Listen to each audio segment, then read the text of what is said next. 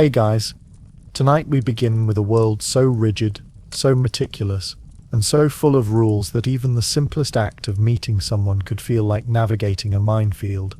A world where dating wasn't spontaneous, where every word, every gesture, every glance was watched, measured, and weighed against invisible social rules. So before you get comfortable, take a moment to like the video and subscribe, but only if you genuinely enjoy drifting through history with me. And let me know in the comments where you're tuning in from, and what time it is for you. It's always quietly fascinating to imagine all of you, scattered across the world, settling in for this slow journey together. Now, dim the lights, maybe turn on a fan for that soft background hum, and let yourself sink into the rhythm of a bygone era. Tonight we are going to step gently into Victorian England, into parlours and drawing rooms, into the hush of promenades and the measured steps of courtship. A place where love was tightly bound by manners, where reputation was fragile, and where dating, though meant to lead to romance, was often tedious, constrained, and full of quiet frustrations. So settle in, breathe slowly, and allow the weight of this world to unfold around you, as we begin a journey into why dating in Victorian England, truly, quietly, and sometimes painfully, sucked.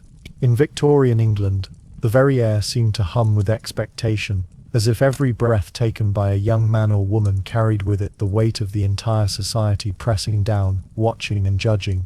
Life was defined not only by one's family and immediate surroundings, but by an intricate lattice of social hierarchies that touched every part of daily existence. From the moment a child was born, lessons in comportment, obedience, and the careful management of public behavior were instilled with a rigor that left little room for spontaneity or personal whim.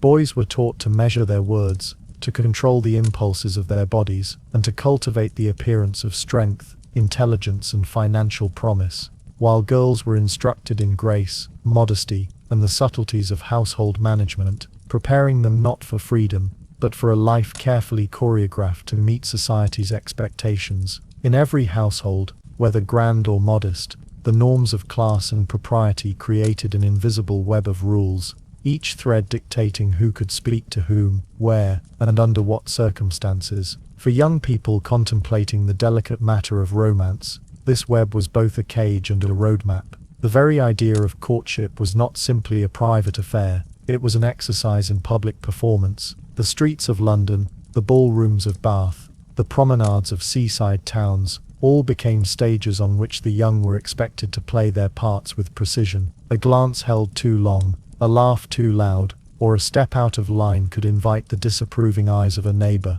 a distant relative, or a watchful chaperone. The fear of gossip, of social censure, and of lasting damage to one's reputation permeated even the quietest interactions. Reputation in Victorian society was not a minor concern. It was a currency of survival, an essential measure of one's eligibility for marriage, social acceptance, and even economic opportunity. And the strange paradox of this world was that the very thing most desired, connection, affection, a hint of love, was constantly at odds with the rules that governed propriety. The hierarchies of Victorian England were rigid and pervasive, extending from the grandeur of the aristocracy to the modest confines of the rising middle class. Social mobility was limited, and the pressures of class often dictated the choices available to young people long before they encountered the first stirrings of romantic interest. A daughter of a merchant family would not simply meet a young man from a family above her station without careful calculation.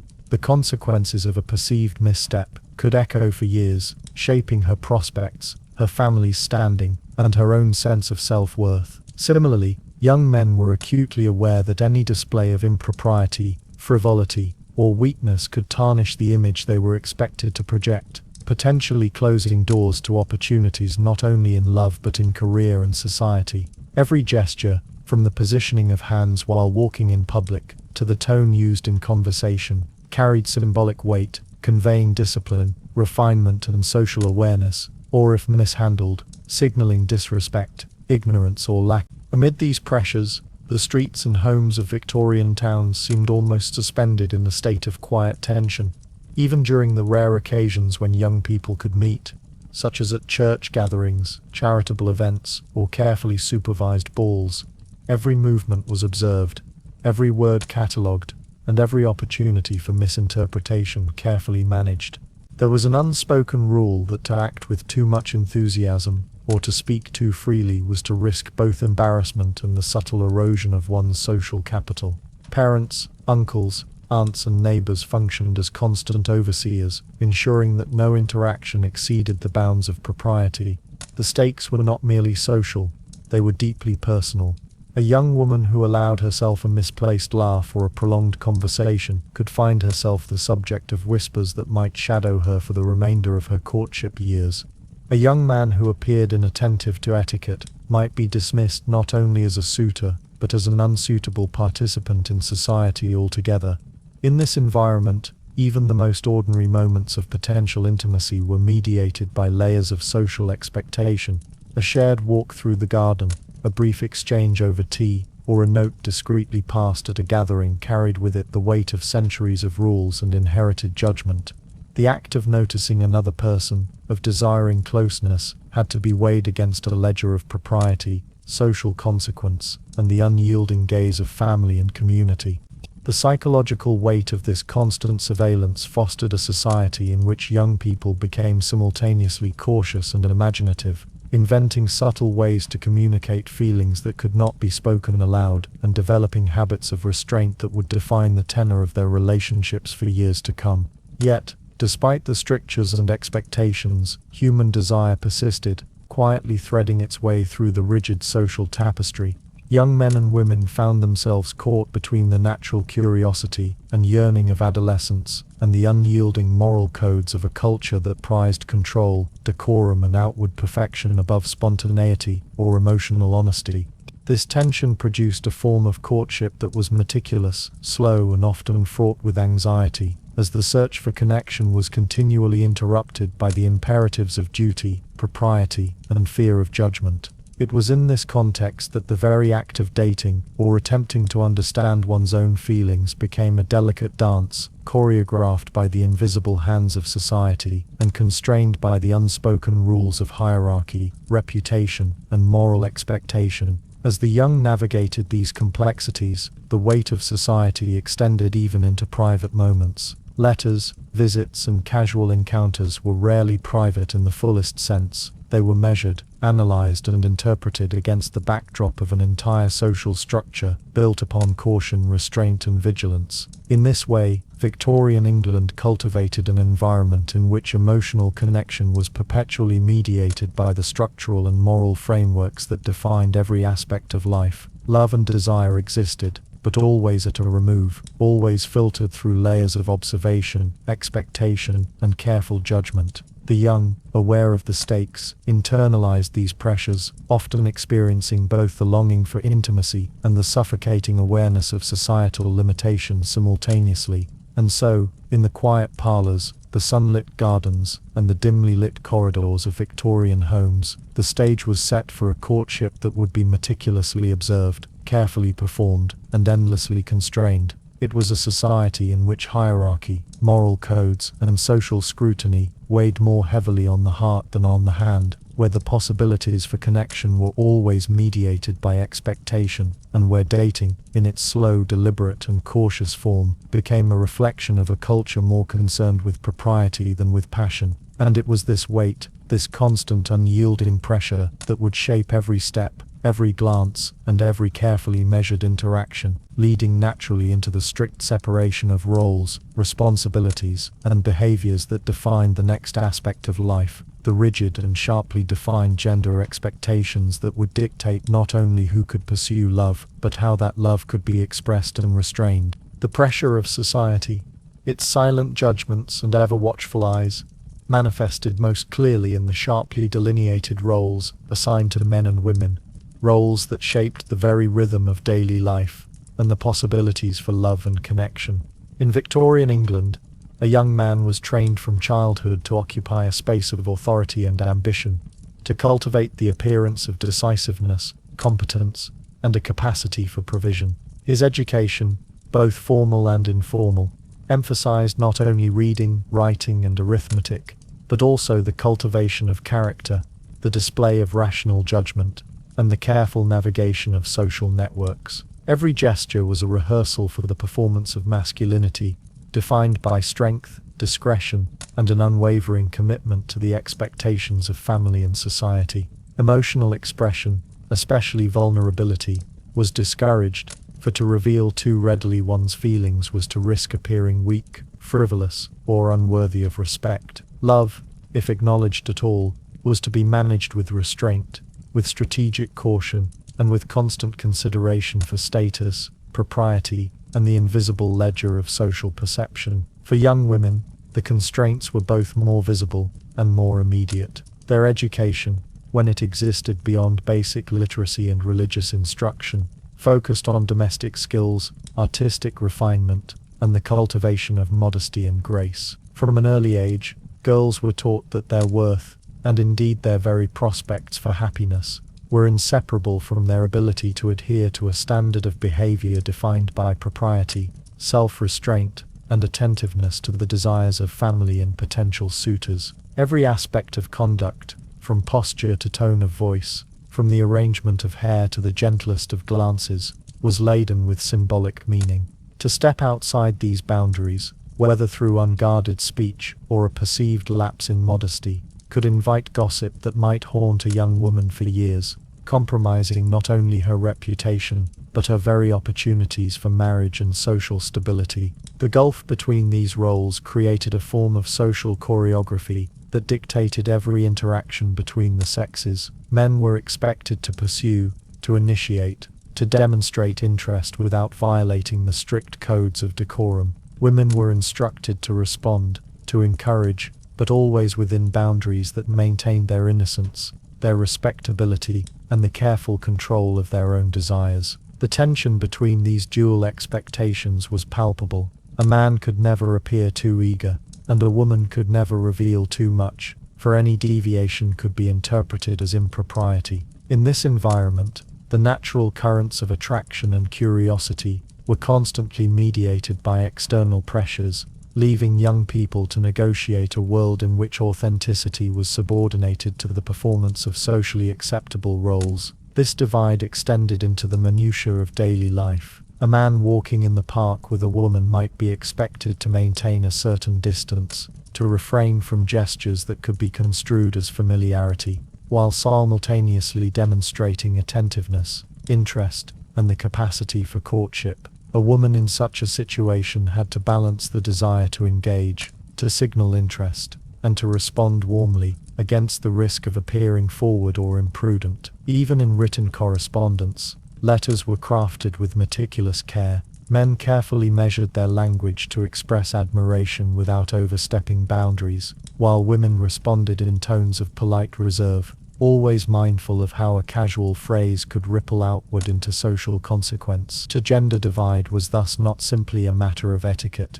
It was a structural framework that constrained emotional expression and dictated the rhythm and form of intimate interaction. Economic and social realities reinforced this divide. Men were expected to be providers, the bearers of financial stability and social opportunity. Their pursuit of a suitable partner was inextricably linked to considerations of wealth, inheritance, and status, creating a calculus in which love and desire were tempered by pragmatism. Women, conversely, were assessed on their ability to manage households, to exhibit refinement and grace, and to navigate the subtle social expectations of family and community. The marriage market, as it was often called, functioned as a mechanism of social regulation, ensuring that the roles of men and women were maintained, and that the broader hierarchies of class and propriety were perpetuated across generations. Love, in its spontaneous or passionate form, was rarely the deciding factor.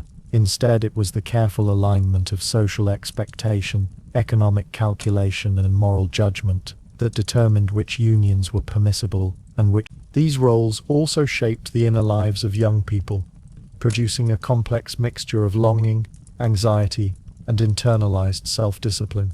Young men were aware that any overt display of affection, emotional vulnerability, or hesitation could undermine their perceived masculinity and social credibility. Young women understood that any expression of curiosity or desire had to be encoded in gestures of restraint, subtle glances, and carefully measured words. The gender divide thus created a climate in which natural inclinations were constantly mediated by an awareness of societal gaze, producing relationships in which hesitation, caution, and observation were often as important as attraction itself. The divide was not merely external, it was internalized, shaping thought, perception, and behavior, as each individual learned to anticipate the reactions of society before daring to act on personal desire. Even within the family home, the gendered expectations were pervasive. Fathers and elder male relatives instructed sons in matters of conduct, strategy, and self-control, while mothers, aunts, and older female cousins taught daughters the nuances of behavior, appearance, and conversation.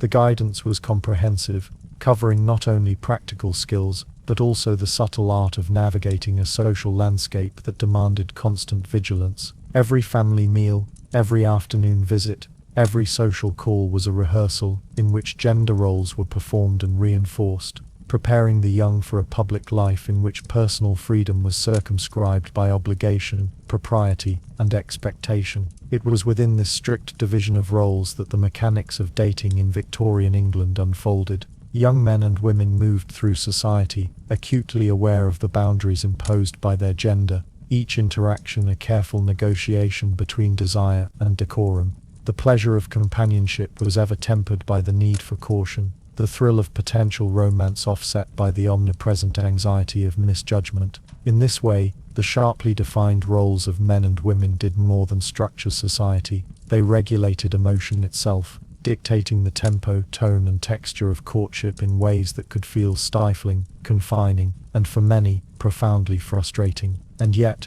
within these constraints, young people learned subtle forms of communication, a lingering glance across a crowded room, the carefully composed note that hinted at interest without transgression, the indirect comment meant to suggest connection while maintaining propriety. These small acts became the currency of romantic negotiation, the quiet signals by which men and women navigated their roles, tested boundaries, and expressed desires that could not be spoken outright. The gender divide, in its strictness, paradoxically encouraged creativity and emotional expression, but always within the limits imposed by social expectation, always against a backdrop of constant observation and judgment. The societal weight of gender roles, with its intricate prescriptions and prohibitions, naturally led into the next dimension of Victorian courtship, the performance of courtship itself. In a world where every interaction was guided by expectation, where roles dictated behavior, and where emotion had to be restrained, dating became less a matter of private connection, and more a careful, often exhausting, performance, orchestrated to meet both personal desire and societal approval. In the quiet and deliberate world of Victorian England, the act of courtship rarely resembled what we might now imagine as a private or spontaneous exchange between two people drawn to one another.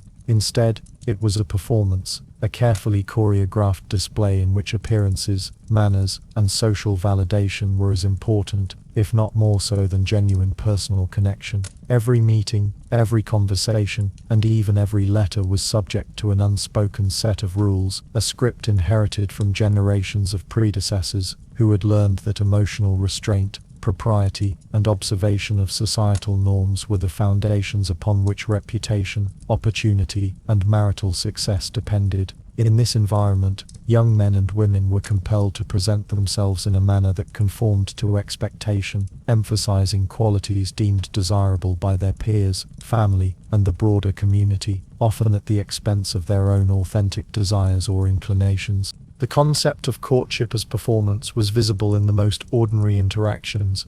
A gentleman visiting a young lady's home, for instance, was expected to navigate a complex set of social cues: the polite bow upon arrival, the careful choice of seating, the attentive listening while avoiding gestures that could suggest overfamiliarity.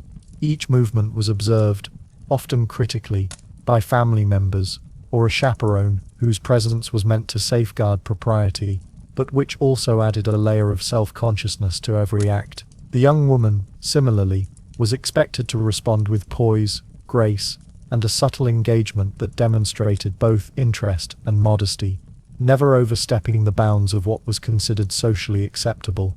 These interactions, repeated over weeks and months, constituted a ritualized performance, in which both participants acted out the roles prescribed to them by society, carefully calibrating their words, gestures, and even facial expressions to maintain balance between social expectation and the subtle negotiation of desire.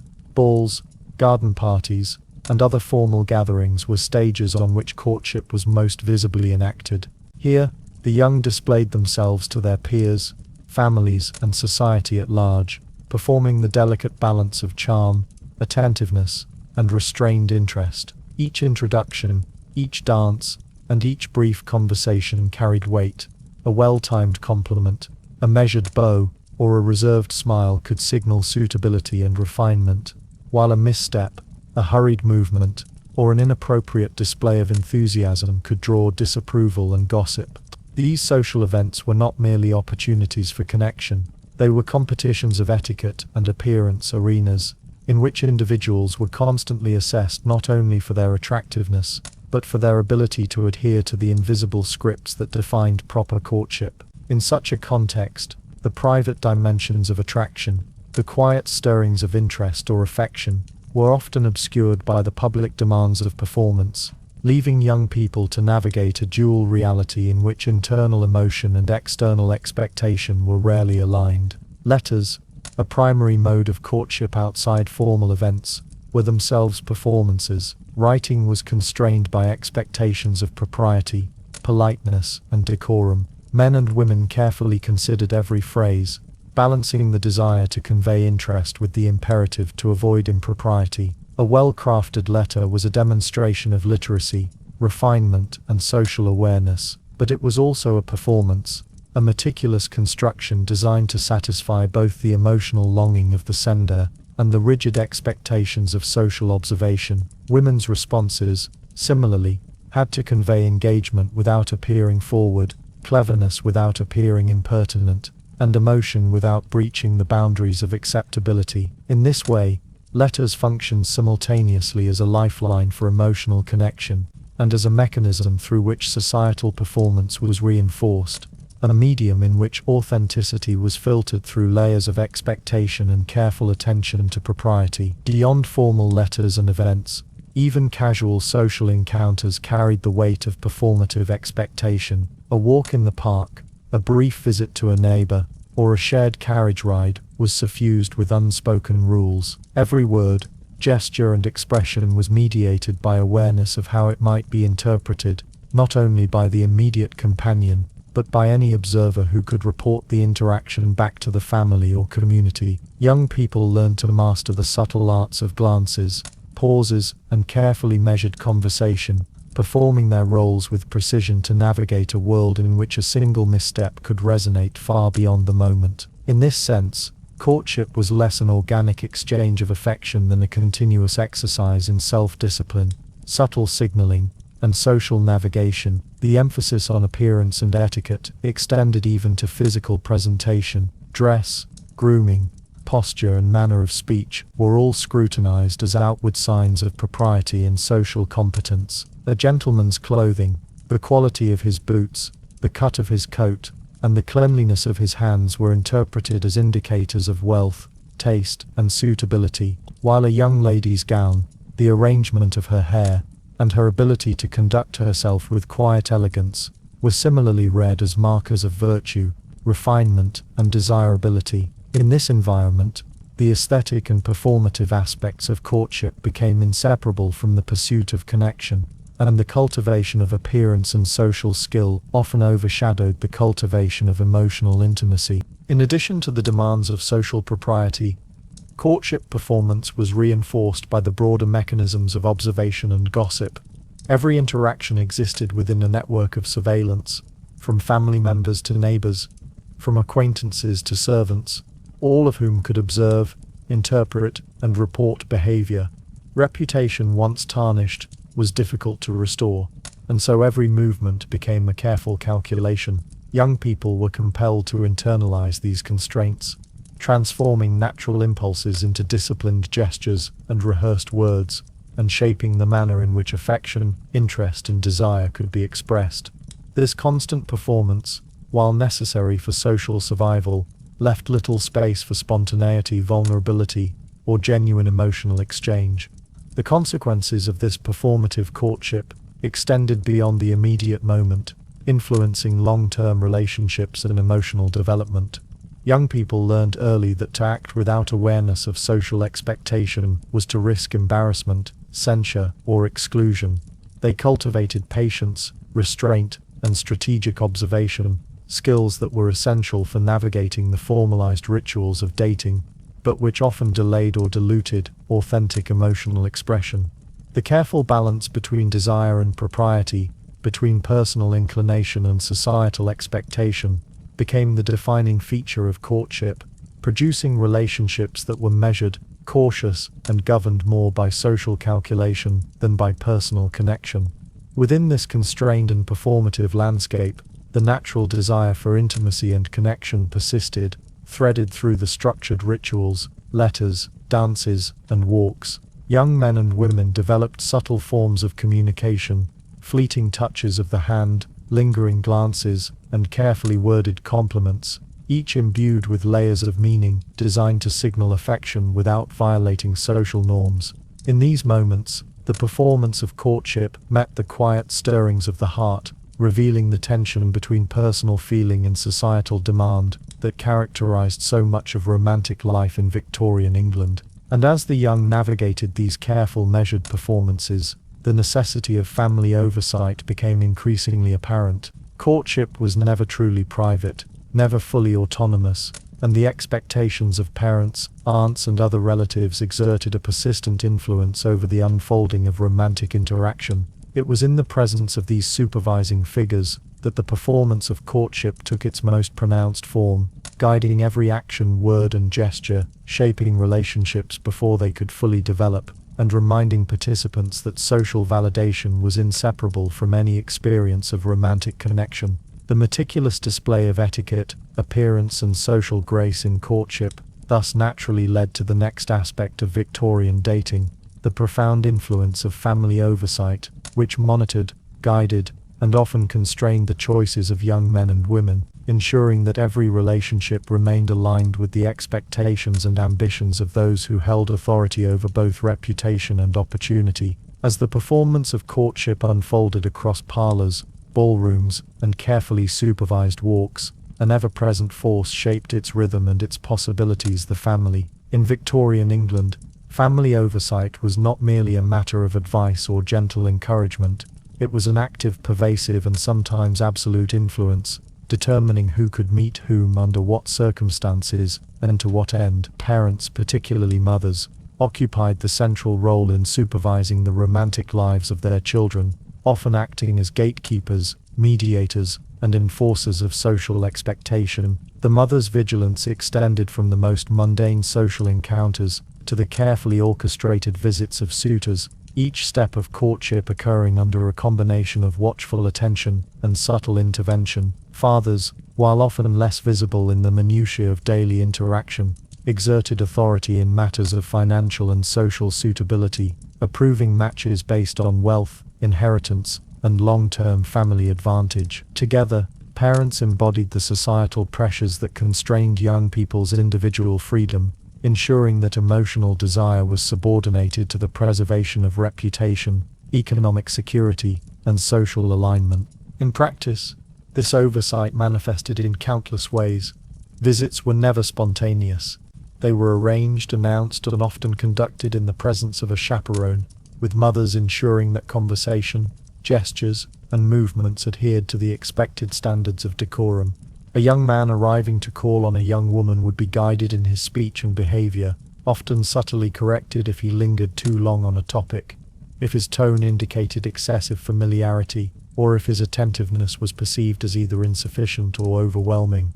The young woman, meanwhile, was instructed in how to receive visitors with grace, to respond to attention without appearing forward, and to maintain the impression of innocence and virtue, all under the vigilant eye of her mother. This constant presence, while intended to safeguard propriety, also limited the spontaneity of interaction, creating an environment in which every smile, laugh, and word was mediated by the expectations of family as much as by personal feeling. Mothers, in particular, wielded an almost unparalleled influence. Their awareness of social networks, economic conditions, and the subtleties of reputation gave them the authority to approve, discourage, or entirely veto potential matches. A mother's assessment of a suitor's character, wealth, manners, and family connections could determine whether a courtship would flourish or be halted before it even began. In many cases, young women had little say in these matters, their own desires subordinate to the judgments of those who were tasked with protecting both their safety and their social standing. Even when a young woman harbored genuine affection for a suitor, the mother's approval or lack thereof could dictate the trajectory of the relationship, emphasizing that in Victorian England, romantic attachment was never purely private, nor entirely personal. Family oversight also extended into the realm of correspondence. Letters, already constrained by etiquette and social expectation, were often scrutinized by parents, who monitored tone, content, and frequency. A missive deemed too intimate or improperly phrased might be intercepted, altered, or even withheld, ensuring that the boundaries of propriety were maintained at all times. Young people learned to navigate this additional layer of surveillance, developing subtle methods of communication that could express affection without inviting parental disapproval. Yet even these strategies were constrained by the pervasive awareness that family influence was constant and authoritative. Economic and social considerations further reinforced the authority of family. Marriages were often as much transactions as they were unions of affection. Parents evaluated suitors not solely on moral character or emotional compatibility, but on their potential to enhance family status, secure financial stability, and maintain social networks. A match deemed unsuitable on these grounds could be terminated regardless of the emotional attachment involved, reinforcing the notion that individual choice was secondary to family judgment and social expectation. The interplay between personal desire and family oversight thus created a landscape in which love, attraction, and emotional expression were continually mediated, delayed, and constrained by external authority. The omnipresence of family also fostered a sense of internalized caution among young people. Children, observing the meticulous guidance of their parents and the consequences of social missteps in others, learned to regulate their own behavior, preemptively moderating gestures, words, and emotional displays to align with parental expectation. This internalization of oversight shaped not only interactions with potential suitors, but the very perception of self, reinforcing the idea that personal freedom was limited, and that emotional expression had to be carefully calibrated to fit within the boundaries of propriety. Even within the extended family, oversight extended its influence. Aunts, uncles, and cousins often participated in the monitoring of courtship, offering advice, opinions, and subtle judgments that could reinforce or challenge parental guidance. Young people found themselves navigating a dense network of observation and influence, in which every movement, word, and gesture could be interpreted, discussed, and recorded by members of the family who were invested in maintaining social order. This network ensured that the personal desires of the young were rarely free from scrutiny, and that each step toward connection was mediated by multiple layers of authority, guidance, and expectation. The pervasive role of family in courtship also intersected with gendered expectations, amplifying the constraints already imposed by the strict division of roles between men and women. Young men were encouraged to demonstrate financial competence, decisiveness, and moral character in ways that aligned with family interests, while young women were instructed in restraint, modesty, and the management of social impression. Family oversight thus reinforced the performative nature of courtship, dictating not only what could be done, but how it should be done, ensuring that each interaction served both the interests of the family and the maintenance of social expectation. Within this environment, the notion of personal choice became increasingly abstract. Love, attraction, and desire existed, but they were always considered through the lens of familial judgment. Young people learned that the pursuit of intimacy required negotiation with authority figures, careful attention to propriety, and an awareness of the consequences of stepping outside accepted boundaries. The family's role in supervising, approving, or vetoing relationships was both protective and restrictive, providing guidance and security, while simultaneously limiting autonomy, spontaneity, and the full expression of personal feeling. It was within this intricate web of observation, guidance, and control that Victorian courtship operated, a structure in which family oversight shaped the timing, content, and context of every romantic interaction. The influence of parents, particularly mothers, ensured that desire was constantly filtered through expectation, that opportunity was contingent upon approval, and that every relationship unfolded within a framework of carefully enforced propriety.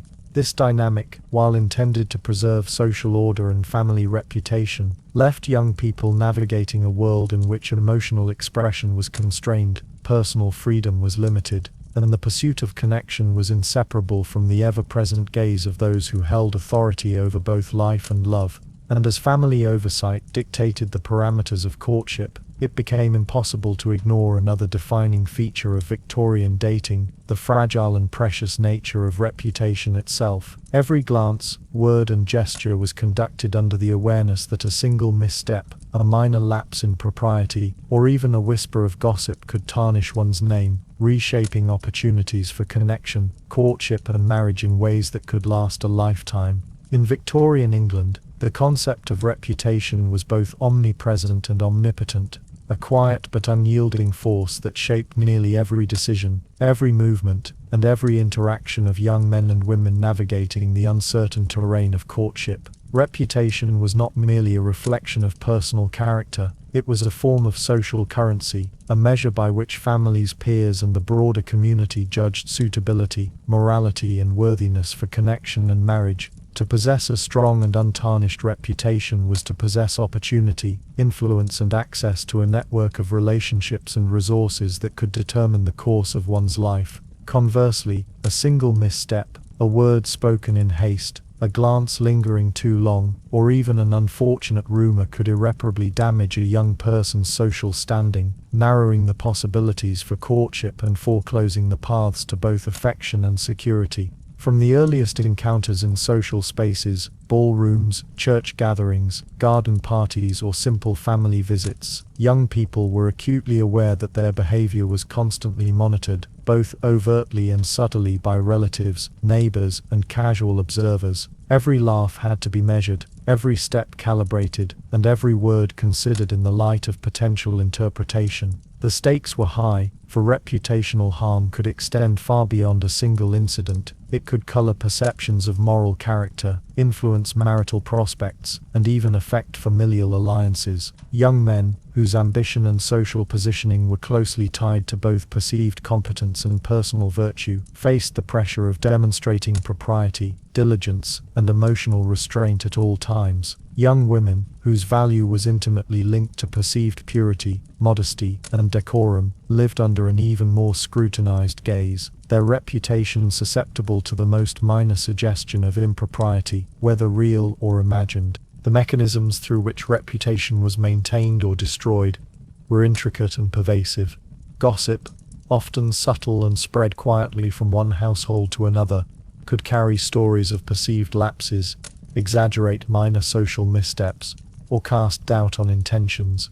Servants, neighbors, distant relatives, and even acquaintances who might never have met the young person directly, often became unwitting instruments of social surveillance, reporting observations that could be amplified into lasting judgments. A single incident, perhaps a moment of perceived boldness at a dance, a whispered comment overheard in a parlor, or a hand held too long during a stroll, could be scrutinized and interpreted in ways that overshadowed the true intentions or character of the individual. The fragility of reputation was thus a constant, looming presence, shaping not only external behavior but internal consciousness, as young people internalized the rules, preemptively moderating every word, gesture, and expression to avoid misinterpretation. Letters, as a primary medium of courtship, were similarly constrained by reputational concern. Every sentence had to be carefully crafted, measured against societal standards, and written with the awareness that a misstep could have consequences far beyond the immediate exchange. Young men writing to young women could not allow excessive familiarity or overt sentiment, lest their intentions be considered improper, frivolous, or insincere. All women, responding in turn, had to balance engagement with reserve, maintaining politeness and warmth while avoiding any hint of forwardness or impropriety. Even when letters were intended to express genuine affection, the constant vigilance for social perception constrained their content, turning correspondence into a delicate dance of self-presentation, coded emotion, and careful attention to reputation. The consequences of reputational harm extended beyond social embarrassment. In a society so closely tied to hierarchy, propriety, and family interest, damaged reputation could alter marital prospects, limiting both the pool of potential partners and the level of social and economic security attainable through marriage. A young woman with a perceived lapse in modesty, or a young man whose judgment or character was questioned, might find themselves rejected by suitors, excluded from social events, or viewed with suspicion by families who otherwise might have supported a match. The fragility of reputation created a persistent, almost oppressive awareness of social risk, ensuring that every courtship, every glance, and every interaction was approached with caution, calculation, and constant self-monitoring. The awareness of reputational constraints also fostered a culture of indirect communication.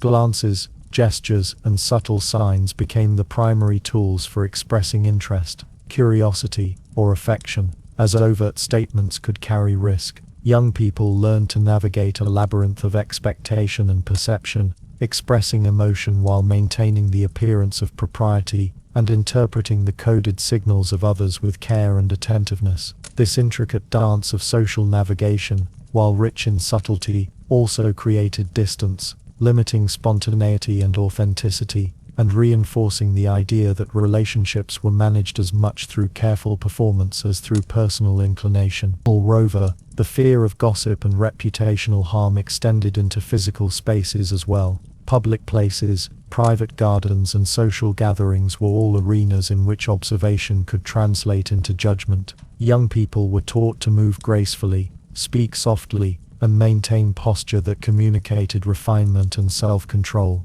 Even a brief misalignment with expected decorum, a loud laugh, a hurried gesture, an unguarded expression, could be noticed, remembered, and shared, emphasizing that the boundaries of acceptable behavior were never purely personal but inherently social, constantly monitored, and potentially consequential. Family influence compounded these constraints. Parents, aware of the fragility of reputation, acted as both guides and enforcers, reminding young people of the importance of measured behavior, propriety, and caution in every interaction. Mothers, in particular, instilled in daughters the knowledge that social missteps could have lasting consequences, that reputation was a treasure to be preserved, and that even minor lapses could reverberate through social circles for years. Fathers similarly reminded sons that reputation was the foundation of trust, respect, and future opportunity, reinforcing the connection between public perception and personal success.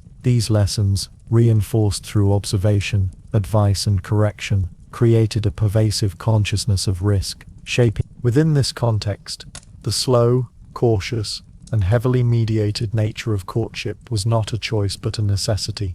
Young people learned that authentic emotional expression had to be balanced with careful attention to appearance, gesture, and propriety.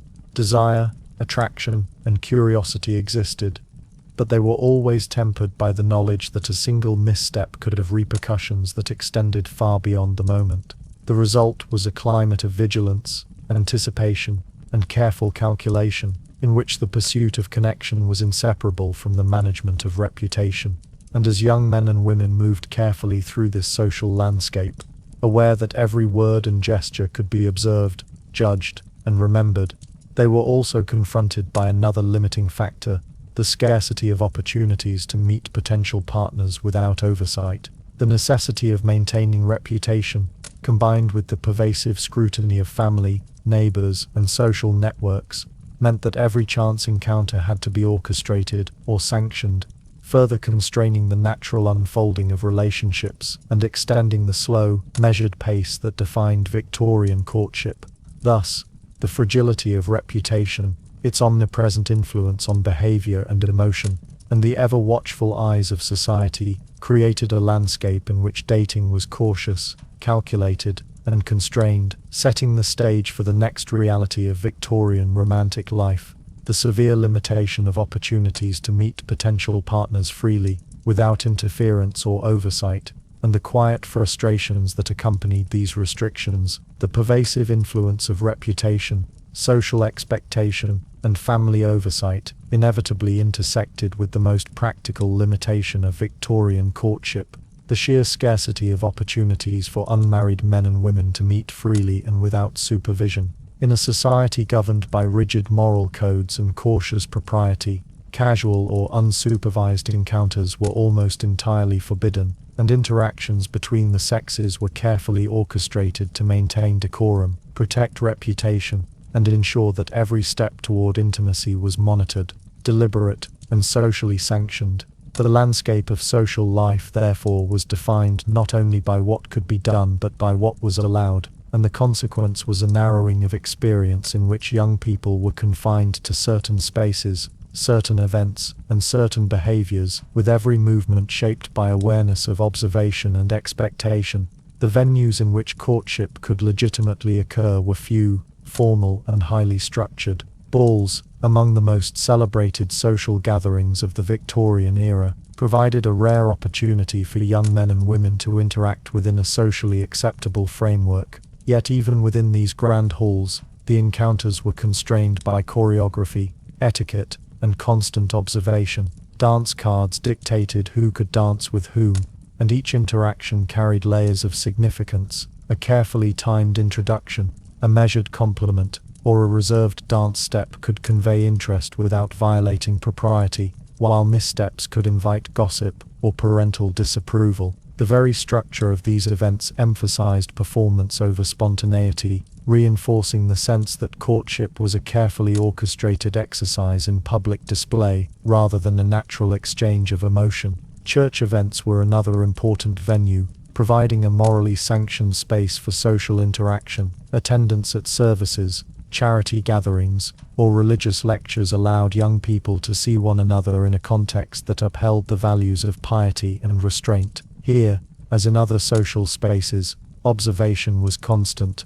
Every glance, every whispered comment, every gesture was interpreted and remembered, and interactions were limited by the expectation that behavior align with religious and moral standards. The sacredness of the space, combined with the ever-present network of observers, constrained the freedom to act on personal inclination, creating an environment in which connection had to be mediated by decorum, subtlety, and patience. Family gatherings, perhaps more intimate than balls or church events, nonetheless operated under similar principles. Visits to relatives' homes, afternoon teas or dinners were opportunities for interaction, yet they were always framed by the presence of chaperones or elder family members, who maintained a vigilant watch over behavior. Conversation was guided by propriety, gestures were tempered by caution, and emotional expression was muted to avoid suspicion or gossip. These gatherings, while more private than public events, still operated within the framework of social expectation, and young people learned to navigate them with the same careful attention, timing, and calculation that governed every other arena of courtship. Outside of these structured events, the opportunities for meeting potential partners were extraordinarily limited. Public spaces such as parks or promenades were often supervised or patrolled by social norms that discouraged unsanctioned interactions. Men and women were expected to maintain distance, to avoid private conversations, and to conduct themselves with a formality that prevented the natural unfolding of casual acquaintance or personal connection. Even moments that might appear incidental, a chance meeting at a market, a shared carriage ride, or a walk through the countryside, were fraught with the potential for misinterpretation and social censure, making them rare and perilous avenues for developing interest or connection. This scarcity of opportunity created a rhythm to social life that was deliberate, slow, and often frustrating. Young people learned that the development of affection, attraction, or understanding required patience, careful observation, and adherence to expectation. A single glance, a brief conversation, or a note exchanged under supervision could carry immense weight, but it could not substitute for the ongoing familiarity and intimacy that free interaction might provide. The limitations imposed by society ensured that courtship progressed incrementally, measured in weeks or months, with each stage requiring approval, observation, and careful performance. The limited spaces for meeting also reinforced social hierarchies.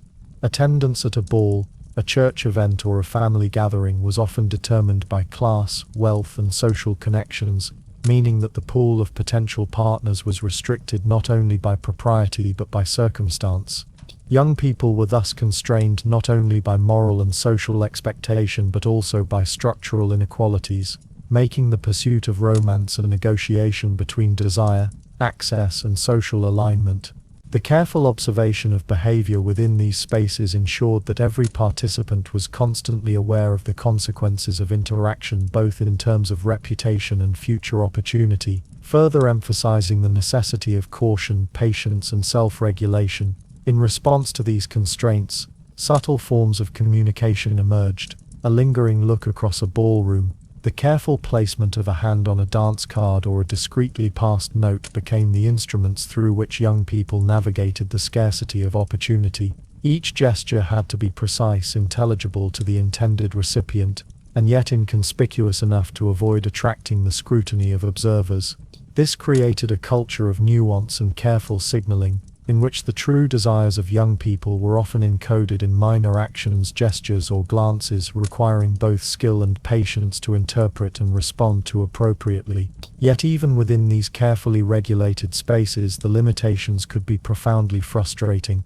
The inability to meet freely, to converse privately, or to act spontaneously meant that courtship was often slow, indirect, and fraught with anxiety. Affection had to be expressed cautiously, interest had to be signaled subtly, and every opportunity for connection carried the implicit risk of misinterpretation, gossip, or censure. The natural flow of emotional development was constrained, delayed, and heavily mediated, reinforcing the sense that dating in Victorian England was not an exercise in personal expression but a careful negotiation within a tightly controlled social framework. The scarcity of unsupervised interactions also magnified the importance of preparation and self-presentation. Young people were acutely aware that each encounter, no matter how brief or seemingly casual, could have lasting consequences. Dress, posture, conversation, and demeanor were all carefully curated to meet the standards of propriety and to convey suitability as a partner,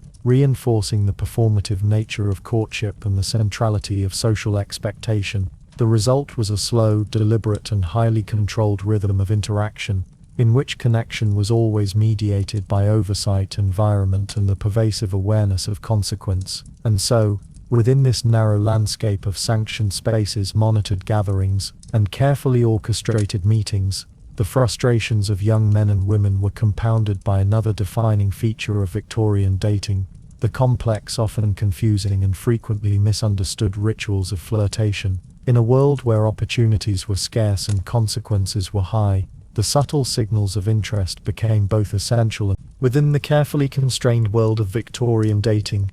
Even the limited opportunities for meeting potential partners were never entirely free. Every interaction between unmarried men and women was almost invariably accompanied, observed, and regulated by the presence of chaperones. These figures, most often mothers, older sisters, aunts, or trusted family friends, served as constant guardians of propriety, ensuring that every gesture, word, and glance adhered to the rigorous moral and social codes of the era. The omnipresence of chaperones transformed what might have been private or spontaneous exchanges into exercises in meticulous self-control, where the awareness of observation pervaded thought, emotion, and action, producing a subtle but persistent tension that defined nearly every aspect of courtship. Chaperones were rarely passive observers. Their attention was both overt and perceptive, noting the minutiae of conversation, the alignment of posture, the timing of smiles, and even the angle of a glance. Young women, under their vigilant supervision, learned to regulate every movement, practicing the art of appearing both polite and reserved, interested yet appropriately restrained, and attentive without appearing forward.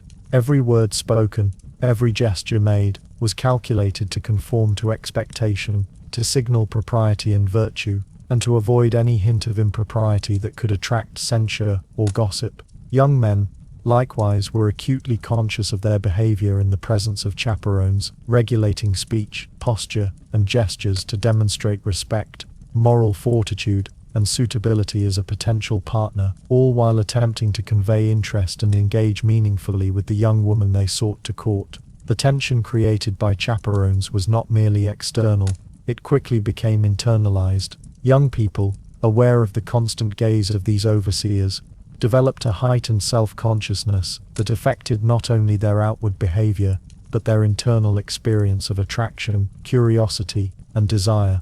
The presence of a chaperone transformed natural expressions of interest, laughter, prolonged eye contact, the brief touch of a hand into careful maneuvers, each movement measured against an unspoken checklist of propriety. Even moments that might otherwise have been fleetingly spontaneous were slowed, filtered, and moderated, producing interactions that were deliberate, cautious, and often awkward.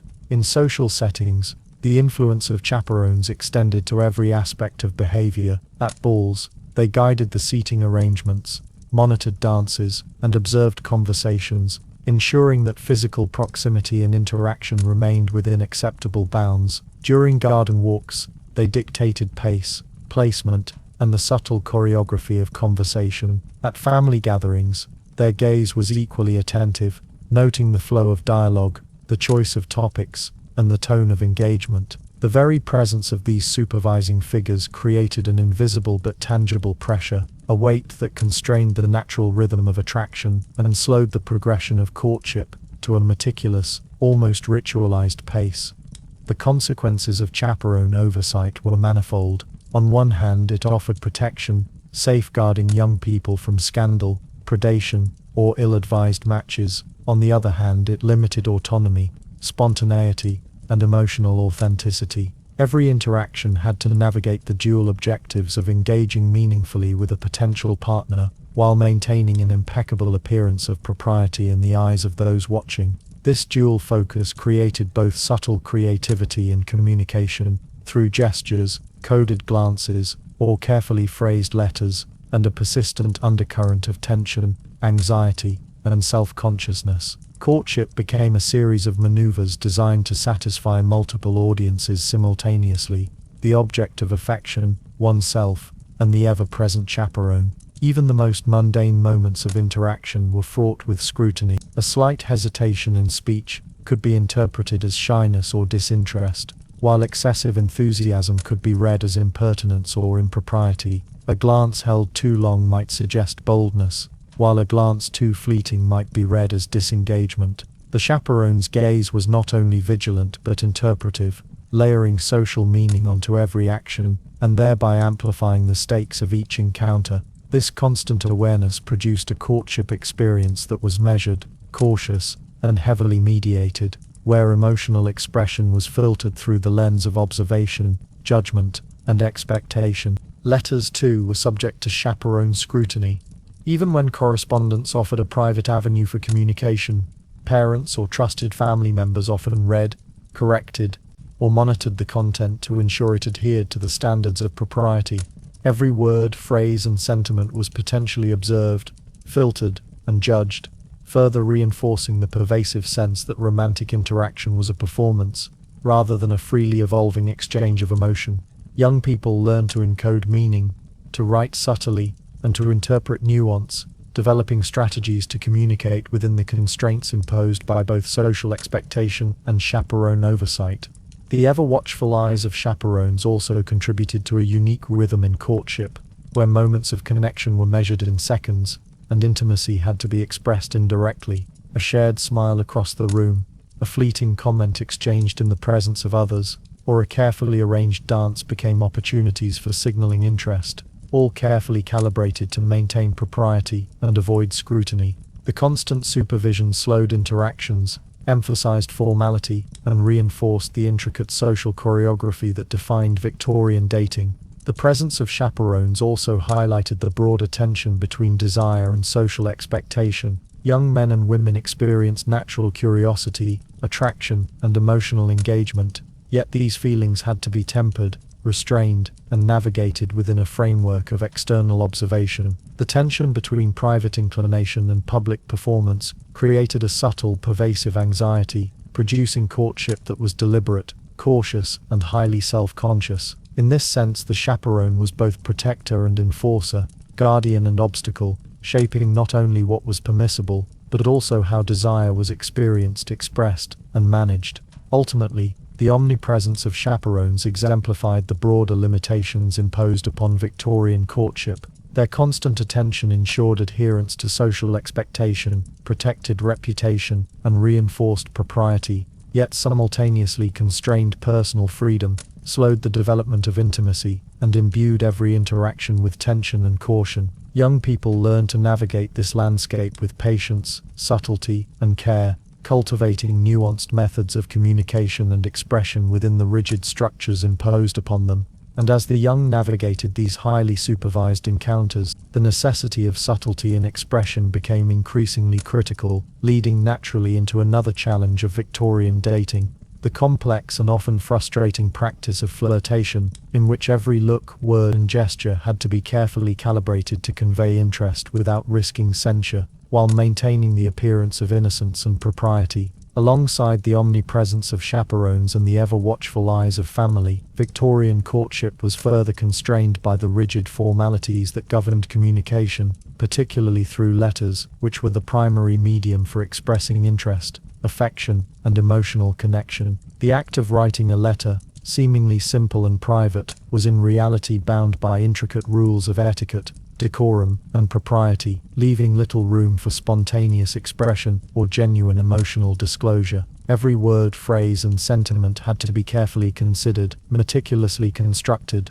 and consciously filtered through the lens of social expectation, transforming correspondence into a deliberate, measured performance in which emotional authenticity was constantly mediated by societal constraints. Letter writing in this context was far more than an exchange of information or sentiment. It was a formalized ritual with its own unspoken grammar and hierarchy. Young men, in composing letters to prospective partners, were expected to demonstrate refinement, intelligence, and moral propriety. Their words were evaluated not only for clarity, but for tone, elegance, and adherence to the codes of polite society. A careless phrase, an overly effusive compliment, or even an unintended ambiguity could invite suspicion, misinterpretation, or censure, undermining the writer's reputation and jeopardizing the delicate progression of courtship. Every missive had to balance warmth with restraint, interest with reserve, and expression with propriety, creating a form of communication. Young women,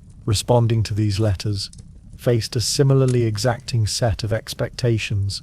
Their replies had to convey attentiveness and engagement, demonstrating both interest and intellectual refinement, while simultaneously preserving modesty and avoiding any implication of forwardness.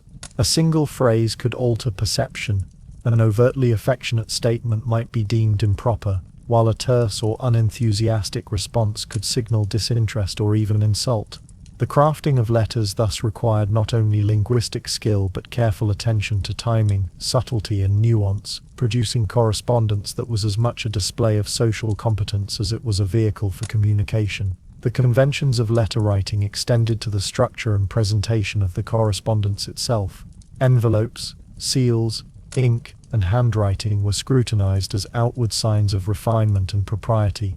Penmanship was evaluated for clarity, neatness, and elegance, while the choice of paper, the color of ink, and even the manner of folding could convey subtle social meaning. These physical elements were inseparable from the content of the letter, reinforcing the idea that romantic communication was inseparable from performance, and that every detail, from the words to the presentation, had implications for reputation, perception, and future opportunity. The rigidity of these formalities also slowed the pace of courtship.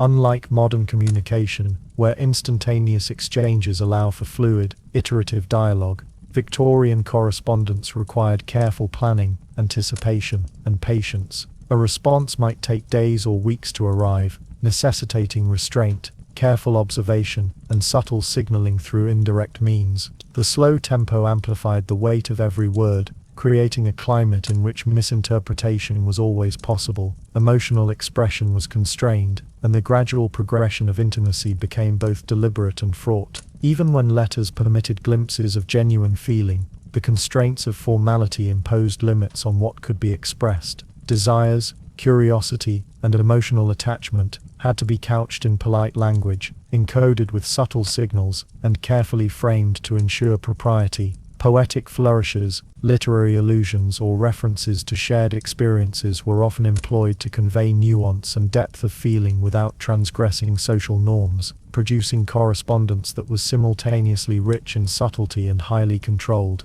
The act of writing, rather than freeing emotional expression, became a carefully choreographed performance, in which authenticity was always mediated by the imperatives of etiquette. The burden of formality extended beyond letters to other forms of written communication as well, including notes passed at social gatherings, invitations to dances or events, and formal introductions arranged through families. Each of these exchanges required awareness of tone, timing, and presentation, and missteps could have consequences for both reputation and opportunity. The omnipresence of rules governing written interaction reinforced the broader climate of caution and surveillance that characterized Victorian dating, ensuring that every attempt at connection was measured, deliberate, and constrained. The psychological effects of these constraints were subtle but pervasive. Young people internalized the need for careful calculation, developing an acute awareness of perception, timing, and propriety. Emotional restraint became second nature, with feelings of attraction, curiosity, or desire filtered through layers of social expectation and caution. The burden of formality thus extended beyond outward behavior to shape internal experience, creating a landscape in which emotional engagement was always mediated, restrained, and conducted with mindfulness of both social and familial observation. Moreover, the necessity of formalized communication intersected with the scarcity of unsupervised encounters, magnifying the sense of restriction and frustration. When opportunities to meet in person were rare, letters became the primary medium for connection, but their rigid conventions slowed emotional progression and limited the capacity for spontaneous intimacy. Young men and women navigated these constraints by developing coded signals, literary allusions, and subtle phrasing to express feeling indirectly, but even these strategies were bounded by the ever-present imperative to maintain propriety and avoid Ultimately, the burden of formality reinforced the broader patterns of caution, observation, and performance that defined Victorian dating. Interactions were carefully choreographed, observed, and interpreted. Expressions of interest were filtered through layers of expectation, and emotional engagement was moderated by both social norms and family oversight. Letter writing and formal communication, rather than providing freedom of expression, functioned as another mechanism of control, ensuring that courtship proceeded slowly, carefully, and within the boundaries defined by society. And as young people navigated the burdens of correspondence and the subtle choreography of conversation, they were also confronted with the challenges of financial and material constraints, which further limited the scope of courtship and imposed another layer of restriction on romantic expression. Even as young men and women navigated the burdens of formalized communication and the careful choreography of interaction, they were constantly reminded that emotional inclination alone was rarely sufficient to secure a favorable match in Victorian England. The social and economic framework of the era placed immense weight upon considerations of wealth, status, and inheritance, ensuring that marriage, rather than casual romance, was often a calculated negotiation of resources, alliances, and social positioning. Economic security was inseparable from desirability. Social rank could determine access to potential partners, and inheritance arrangements often influenced both the pace and outcome of courtship. This interweaving of material concern with the pursuit of connection transformed what might otherwise have been an exploration of feeling into a carefully monitored, highly strategic process in which every decision carried financial, social, and familial consequences. The economic dimension of marriage was particularly pressing in a society in which property, land ownership, and income determined both stability and social mobility. Families often viewed the choice of a marital partner not merely in terms of personal compatibility, but as a transaction with long-term implications for household wealth, social influence, and the perpetuation of family legacy. A young man with limited income or uncertain prospects was often considered unsuitable, regardless of charm, wit, or emotional connection, while a young woman whose dowry or inheritance could bolster a family's standing became a sought-after match, her affections carefully managed and observed to maximize advantage. In this environment, desire was rarely sufficient to guide decisions. Financial calculation was both omnipresent and decisive, shaping the rhythm, duration, and conduct of courtship. Social rank operated in tandem with economic considerations, further constraining opportunity. Membership in particular social circles, whether defined by class, profession, or familial connections, determined both who could meet whom and under what circumstances. A young woman of aristocratic background might encounter suitors exclusively from similarly privileged households, while middle-class individuals navigated networks in which reputation, respectability, and perceived social standing were closely intertwined with economic position. Social rank thus acted as both a gatekeeper and a guiding principle, ensuring that marriage reinforced existing hierarchies and preserved networks of influence. The consequence was that courtship rarely involved exploration outside these boundaries. Rather, each interaction was framed by the implicit negotiation of compatibility in wealth, status, and social expectation. Inheritance, particularly among families with property or titles, introduced additional constraints. The distribution of wealth and assets often required consideration in marital arrangements, and parents or guardians wielded significant authority in ensuring that potential matches preserved, rather than diminished, family resources. In some cases, suitors were evaluated primarily on their ability to secure or consolidate wealth, with emotional compatibility regarded as secondary or even irrelevant. Young people, aware of these considerations, learn to navigate courtship with strategic awareness, balancing genuine affection with the realities of social and financial expectation.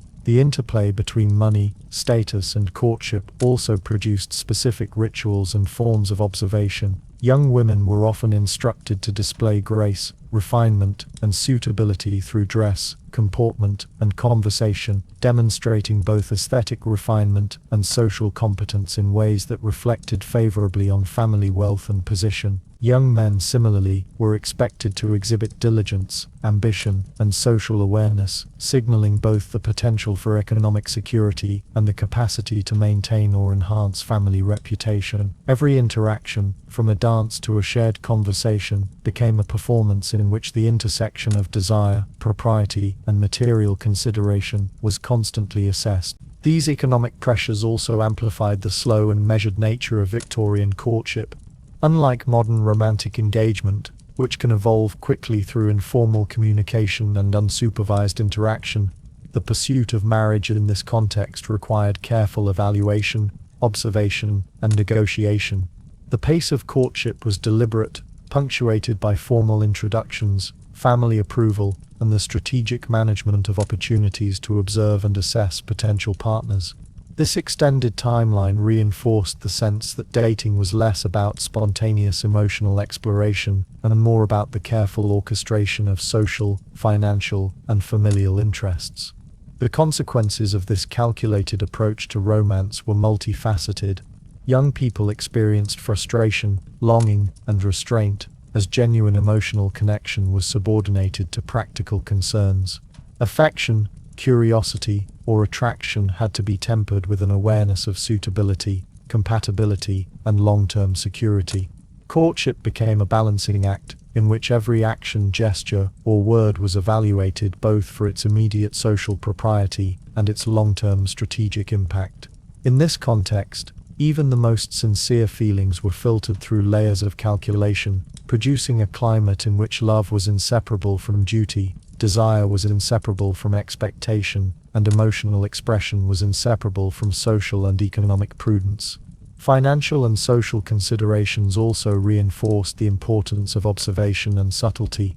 Young people learned to assess each other carefully, noting signs of wealth, status, and comportment, while simultaneously navigating the rigid codes of etiquette that constrained direct inquiry or casual interaction. A compliment, a question, or an offer to dance carried both emotional and evaluative weight, serving as a subtle indicator of compatibility in both affective and material terms. This dual purpose of every interaction heightened the tension, slowed the natural development of intimacy, and emphasized the performative dimension of courtship. Even when affection was genuine, it existed within this context of calculated negotiation. A young man might feel deep admiration for a young woman, yet remain conscious that her social standing, family approval, or dowry could dictate the progression of courtship. Similarly, a young woman's interest might be tempered by concern for her family's position, the suitability of her suitor, and the implications of their connection for long-term security. Desire was thus always mediated by awareness of social, economic, and familial realities, producing an experience in which emotion, strategy, and observation were inextricably intertwined. In essence, the weight of money and status made Victorian courtship a cautious, deliberate, and highly regulated endeavor. Romance existed, but it was inseparable from calculation, observation, and negotiation. The interplay of wealth, rank, and inheritance dictated opportunity, constrained interaction, and shaped perception, ensuring that dating was less an exploration of personal feeling than a careful orchestration of long-term security, social propriety, and familial expectation. As young people navigated this complex terrain, balancing affection with economic and social prudence, they were also confronted by the physical and logistical constraints of Victorian life itself, the distances between households, the limitations of transportation, and the long hours required for education or domestic responsibility.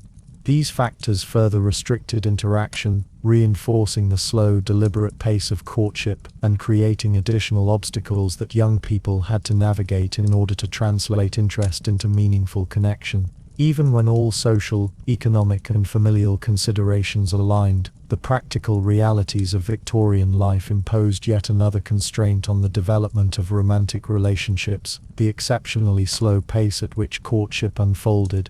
Unlike contemporary notions of dating, which often allow for rapid familiarity and frequent private interaction, Victorian courtship was governed by a rhythm dictated by etiquette, supervision, and deliberate observation.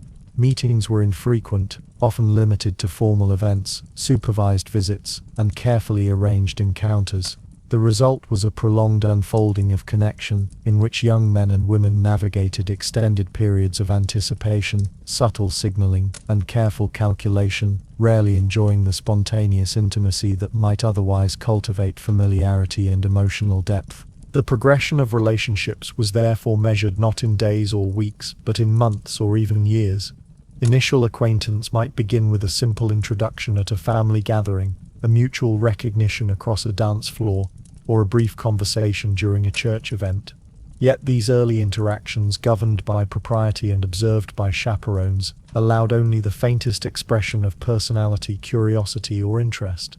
Small gestures, a smile, a polite compliment, or a brief exchange of words carried immense weight, but they were fleeting, cautious, and circumscribed.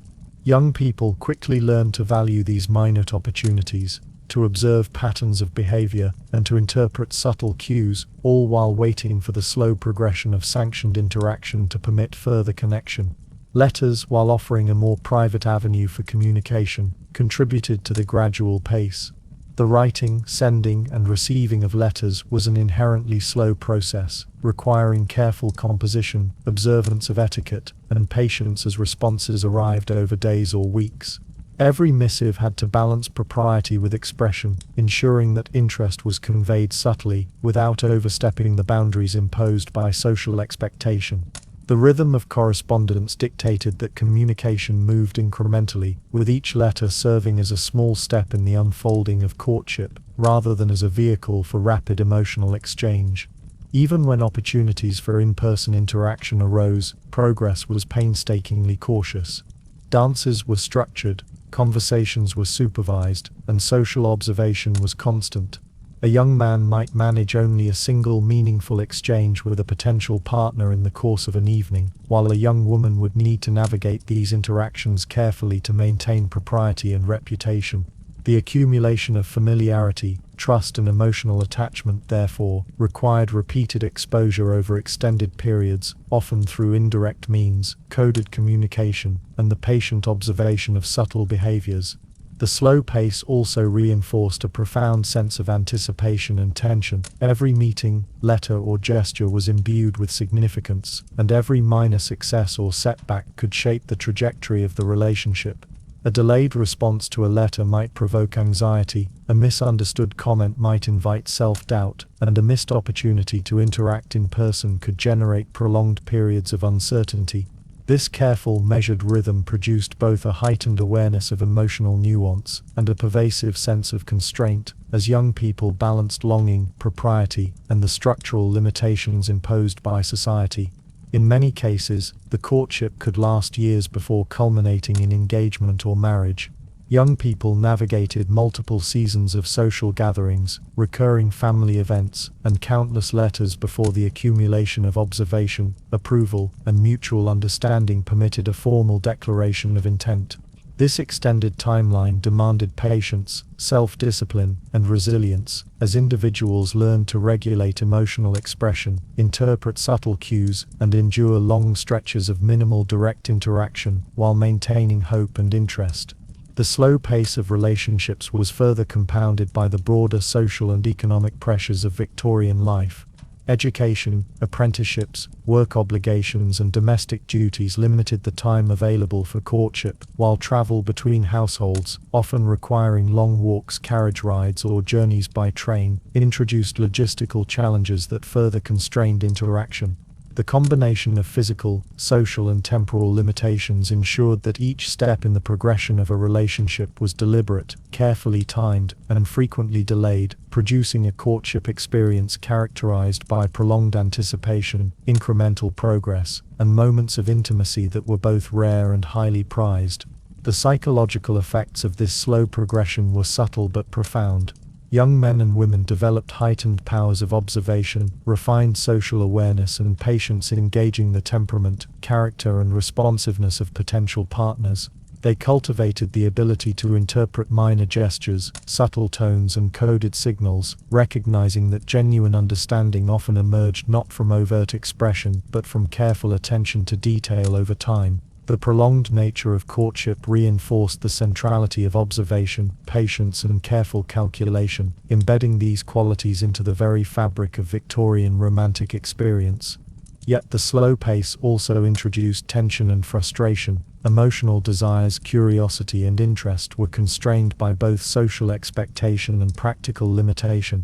Long periods of minimal interaction could provoke longing, anxiety and impatience, while the indirect nature of communication, mediated by letters, gestures and social formality, required constant vigilance, careful interpretation and self-restraint.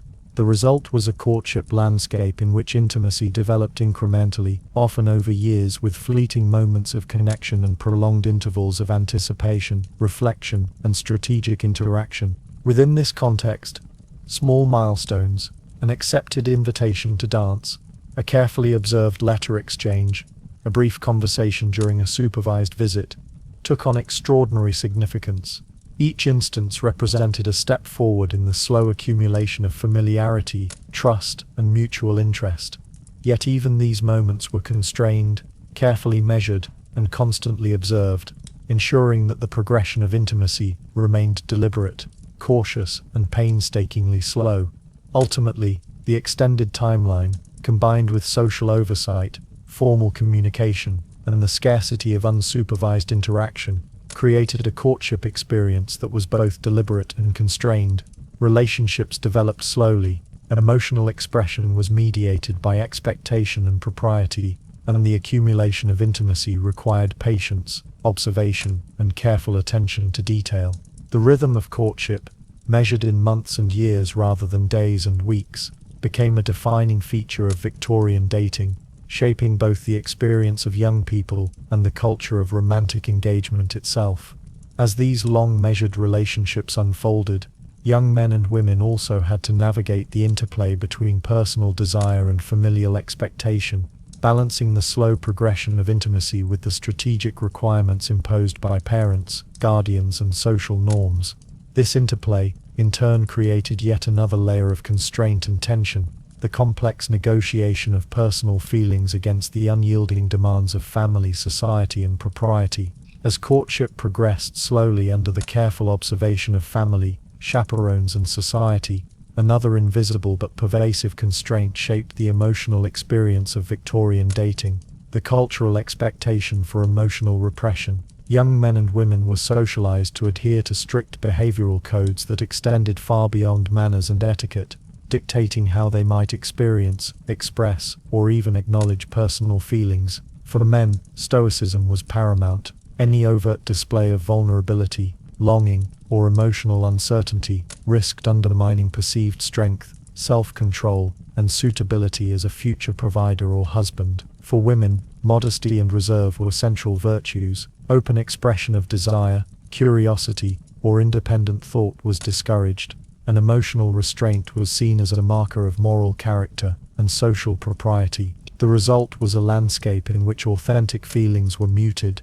curiosity was disciplined, and the inner life of desire and attraction was often tightly contained, existing largely beneath the surface of carefully maintained composure. This repression was learned early and reinforced continuously. Boys were taught that self-control was the hallmark of manhood, that emotion was to be managed and concealed, and that public displays of attachment or affection were to be measured carefully, lest they betray weakness or impropriety. Men navigating courtship were therefore compelled to communicate interest indirectly, relying on subtle signals, careful conversation, and socially sanctioned gestures to indicate attraction. Even the private medium of letters was subject to this constraint. Expressions of feeling had to be artfully veiled, couched in literary references, polite phrasing, or coded language that conveyed depth without breaching social expectation. Emotional life, in this sense, was as much a performance as physical behavior, managed for both propriety and perception. Women, likewise, were enculturated to suppress overt emotion. Modesty, reserve, and propriety were seen as markers of virtue,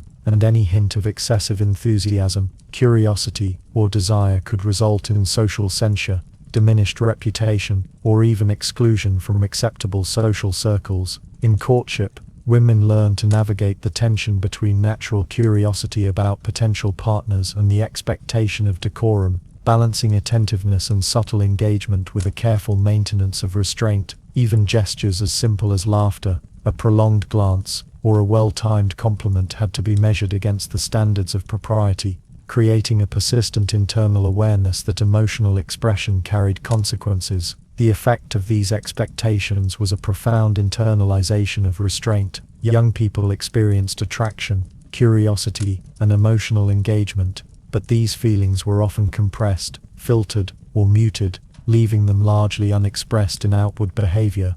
The heart's impulses were mediated by the need to maintain appearance, honor familial expectation, and adhere to social codes, producing a climate in which emotional experience was heavily regulated, slow to manifest, and sometimes frustratingly constrained. The tension between natural feeling and outward composure became a defining characteristic of courtship, shaping interactions, letters, gestures, and even silent observation.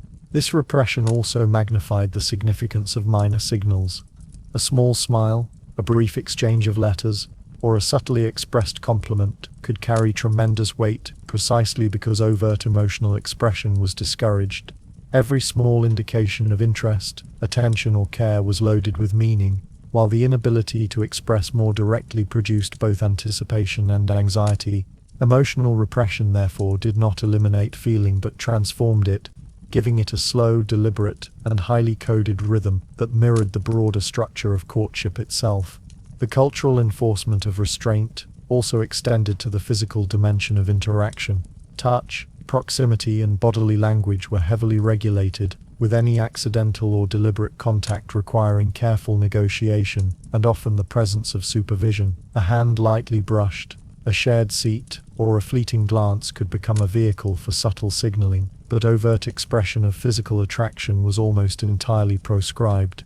In this sense, emotional repression was inseparable from the physical and spatial constraints that governed social interaction, reinforcing the slow, cautious, and highly mediated character of Victorian dating. Furthermore, emotional repression intersected with other structural pressures, including the burdens of formality, the slow pace of relationships, and the economic and social stakes of marriage. A young man could admire a woman sincerely, yet be compelled to withhold expression until his social position, financial security, or parental approval was sufficient. A young woman might feel curiosity, interest, or genuine attachment, but social expectation required careful concealment, deliberate restraint, and measured interaction. Desire in this environment was rarely free-flowing. It was moderated, shaped and controlled by an intricate web of expectation, observation and propriety. The psychological impact of this repression was subtle but profound. Young people became acutely aware of internal emotion and its potential consequences, developing the ability to interpret others' muted signals, while simultaneously regulating their own. Courtship, therefore, involved a dual attentiveness, outward observation of propriety and coded behavior, and inward regulation of feeling and impulse. The slow development of intimacy was not only a consequence of social oversight, but also of internalized restraint, which required careful self-management, reflection and patient navigation of emotional tension. Even in private or semi-private moments, such as letters or whispered exchanges under supervision, the suppression of authentic feeling persisted. Expressions of desire or curiosity were mediated through metaphor, literary allusion, or coded language. Emotions that might otherwise have been directly shared were instead translated into careful constructions of words, gestures, or conduct. In this way, emotional repression both constrained personal experience and shaped the very vocabulary, style, and rhythm of romantic interaction, embedding restraint into the fabric of Victorian courtship.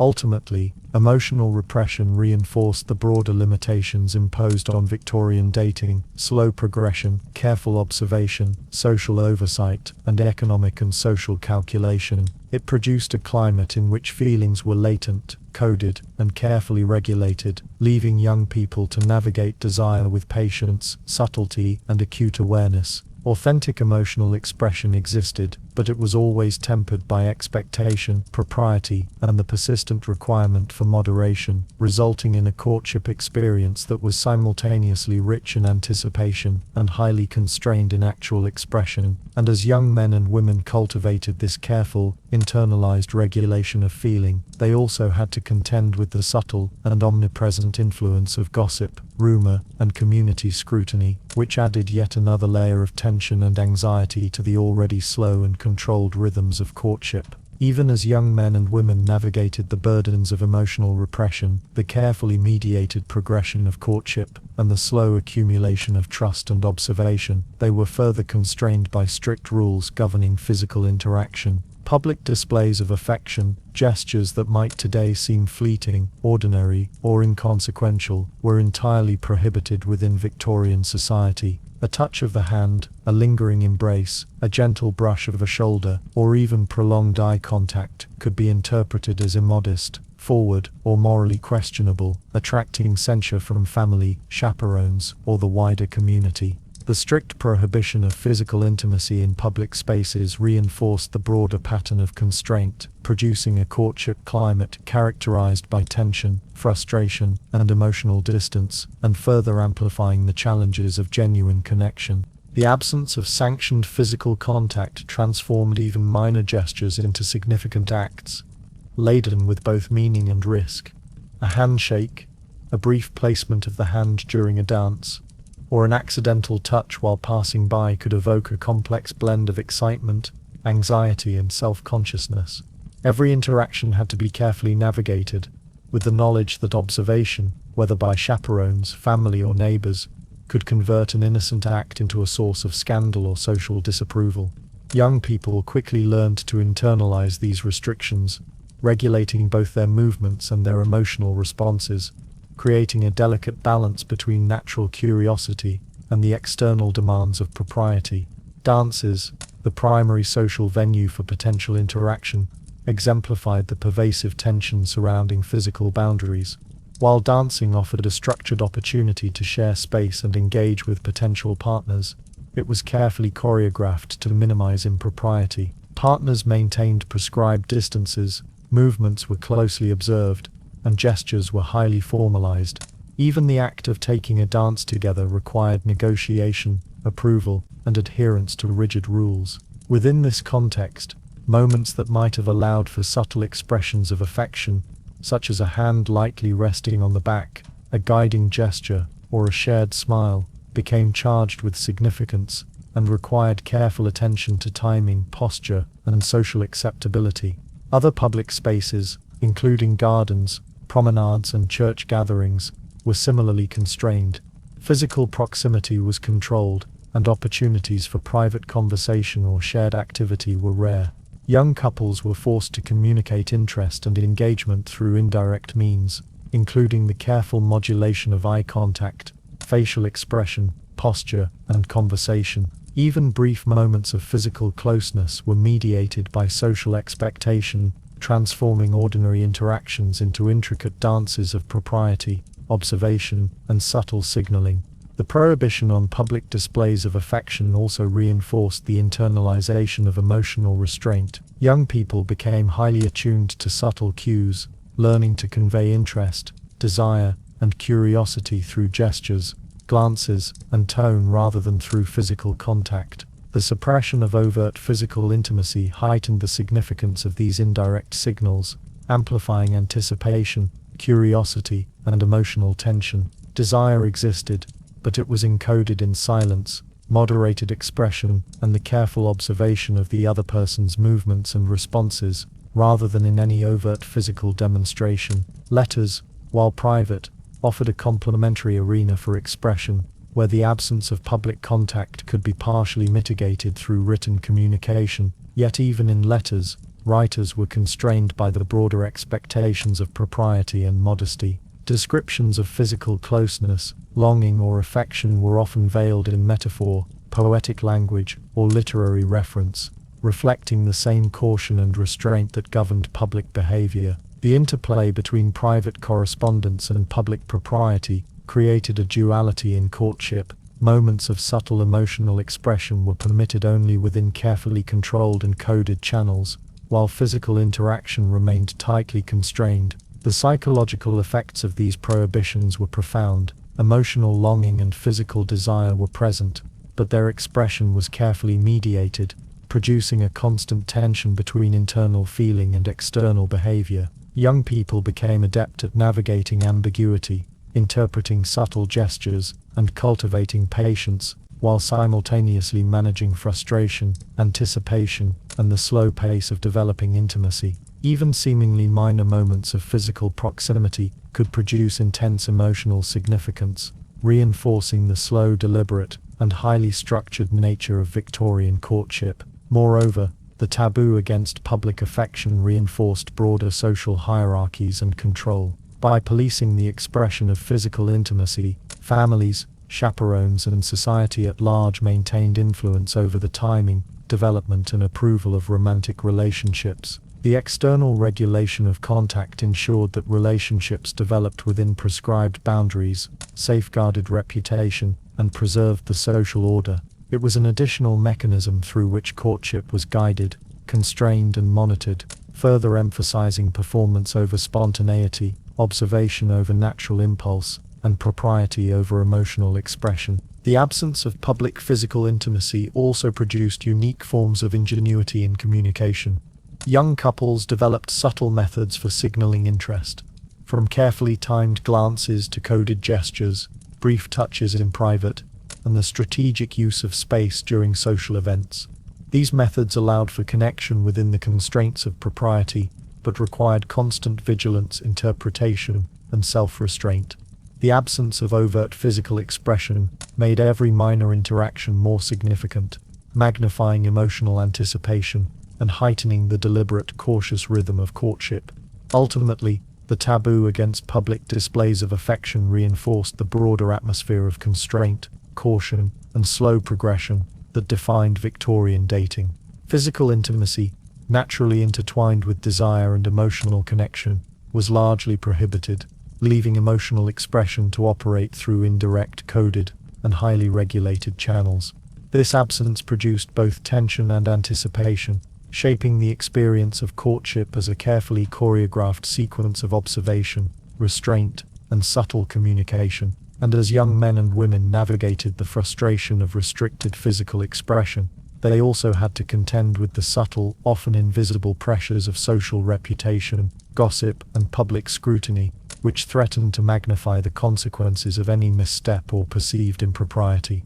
Alongside the prohibition of public displays of affection and the slow, measured pacing of courtship, another subtle but pervasive influence shaped the landscape of Victorian dating: the profound importance of fashion and physical appearance as markers of social signaling and desirability. In an era where propriety, status, and perception were tightly interwoven into daily life, dress, grooming, and outward presentation were not merely matters of personal preference, but crucial instruments in the silent communication of character, refinement, and social suitability. Young men and women, aware that every aspect of their physical presentation could influence potential romantic prospects, invested extraordinary care, time, and attention in cultivating an appearance that conveyed not only aesthetic appeal but moral propriety, social awareness, and alignment with contemporary standards of class and taste. For women, fashion served as both a symbol of refinement and a tool for negotiation within the complex social economy of courtship. Elaborate dresses, corsets, petticoats, gloves, hats, and carefully styled hair communicated wealth, social standing, and adherence to prevailing notions of femininity. Each element of dress was codified. Certain colors, fabrics, or styles were associated with particular social classes, occasions, or degrees of formality, and deviation from these norms could elicit criticism, gossip, or diminished desirability. A young woman's wardrobe was thus a carefully managed resource, signaling both her family's wealth and her own cultivation of taste, and every item was chosen with an eye toward impression, propriety, and social expectation. Physical grooming and posture were equally significant. A well-maintained appearance demonstrated discipline, refinement, and moral rectitude, qualities that were essential in a context where outward demeanor served as a proxy for character. A young woman's carriage, the positioning of her hands, the angle of her head, and even the pace of her movements were subtly observed for evidence of poise and decorum. In public and semi-public settings, at balls, promenades, or family gatherings, these visual signals were scrutinized by prospective suitors, family members, and the wider social network, ensuring that every aspect of appearance carried evaluative weight. For men, fashion and physical presentation were similarly instrumental, though expressed through a different set of conventions. Proper tailoring, neat grooming, polished shoes, and accessories such as pocket watches or gloves communicated attention to detail, social awareness, and economic capacity. The subtleties of clothing, fabric choice, cut, color, and condition signaled both refinement and social position, influencing perceptions of suitability as a prospective husband. Just as women's attire suggested moral and social virtue, men's dress conveyed stability, competence, and alignment with societal expectation, reinforcing the broader performance-oriented structure of Victorian courtship.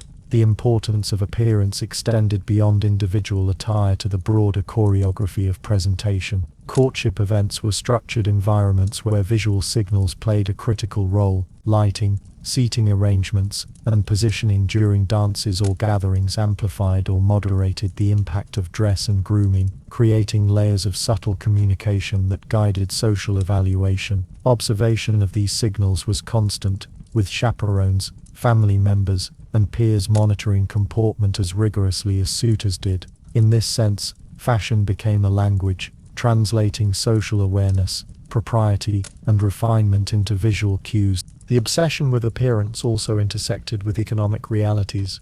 A young person's wardrobe was not simply a matter of personal taste, but a reflection of family resources, social rank, and capacity to maintain household presentation over time. Families invested in clothing, accessories, and grooming to project stability, wealth, and respectability, while young people were expected to demonstrate skillful management of these resources.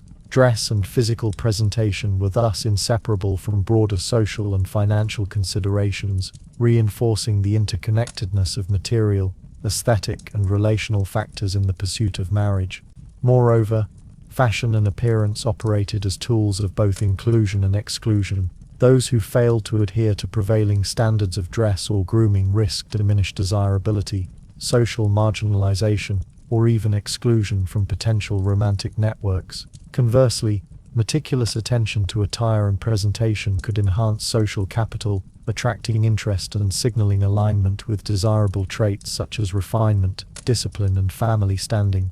In this way, outward appearance functioned as both gatekeeper and amplifier, mediating access to romantic opportunity, while subtly guiding perceptions of compatibility and worthiness. The psychological effects of this pervasive focus on appearance were profound. Young men and women internalized the constant evaluation of visual cues, developing acute awareness of posture, gesture, and clothing, and cultivating self-discipline in grooming, movement, and style. The resulting attentiveness shaped both self-perception and interaction, producing a heightened sensitivity to social signals and an awareness that desirability, propriety, and opportunity were intimately linked to presentation. Emotional engagement was filtered through these layers of observation and evaluation, with attraction, curiosity, and interest constantly moderated by the constraints and expectations of visual signaling. Fashion also intersected with emotional repression and the slow pace of relationships. As opportunities for physical contact or unmediated intimacy were limited,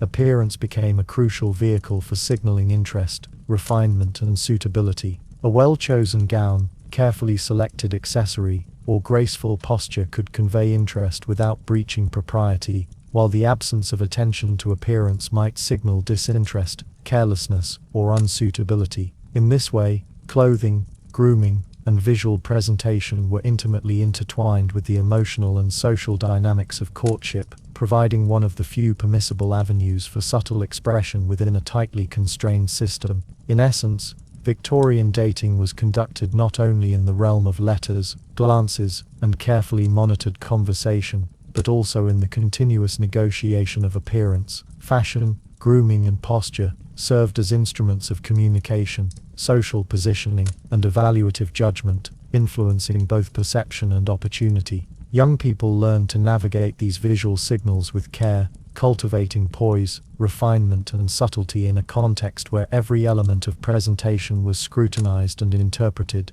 And as attention to physical appearance guided social perception and influenced romantic prospects, young men and women simultaneously faced the practical and logistical challenges of restricted movement, limited interaction, and the broader pressures of societal expectation, all of which continued to shape the deliberate, constrained, and highly structured nature of Victorian courtship. Amid the careful attention to fashion, posture, and physical appearance, and against the backdrop of slow-moving courtship, one of the most essential yet simultaneously constraining aspects of Victorian dating was the written letter. In an age before telephones, instant messaging, or casual visits, letters became the lifeblood of romantic connection. They were the primary means by which young men and women could convey interest, maintain contact, and sustain a developing emotional bond. Yet this lifeline came with an equally weighty set of restrictions, obligations, and pressures that transformed correspondence into both a channel for intimate expression and a form of subtle imprisonment, where every word, phrase, and punctuation mark was laden with consequence. Letters allowed young couples to communicate across the spatial and temporal limitations imposed by society, geography, and family oversight.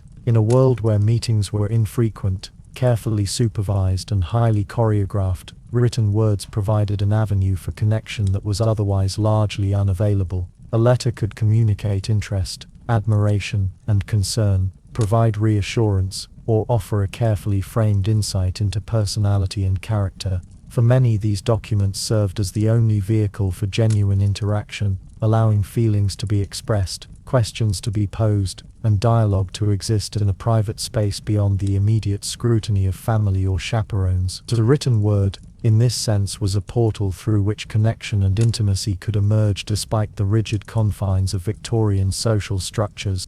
Yet the very importance of letters transformed them into instruments of scrutiny.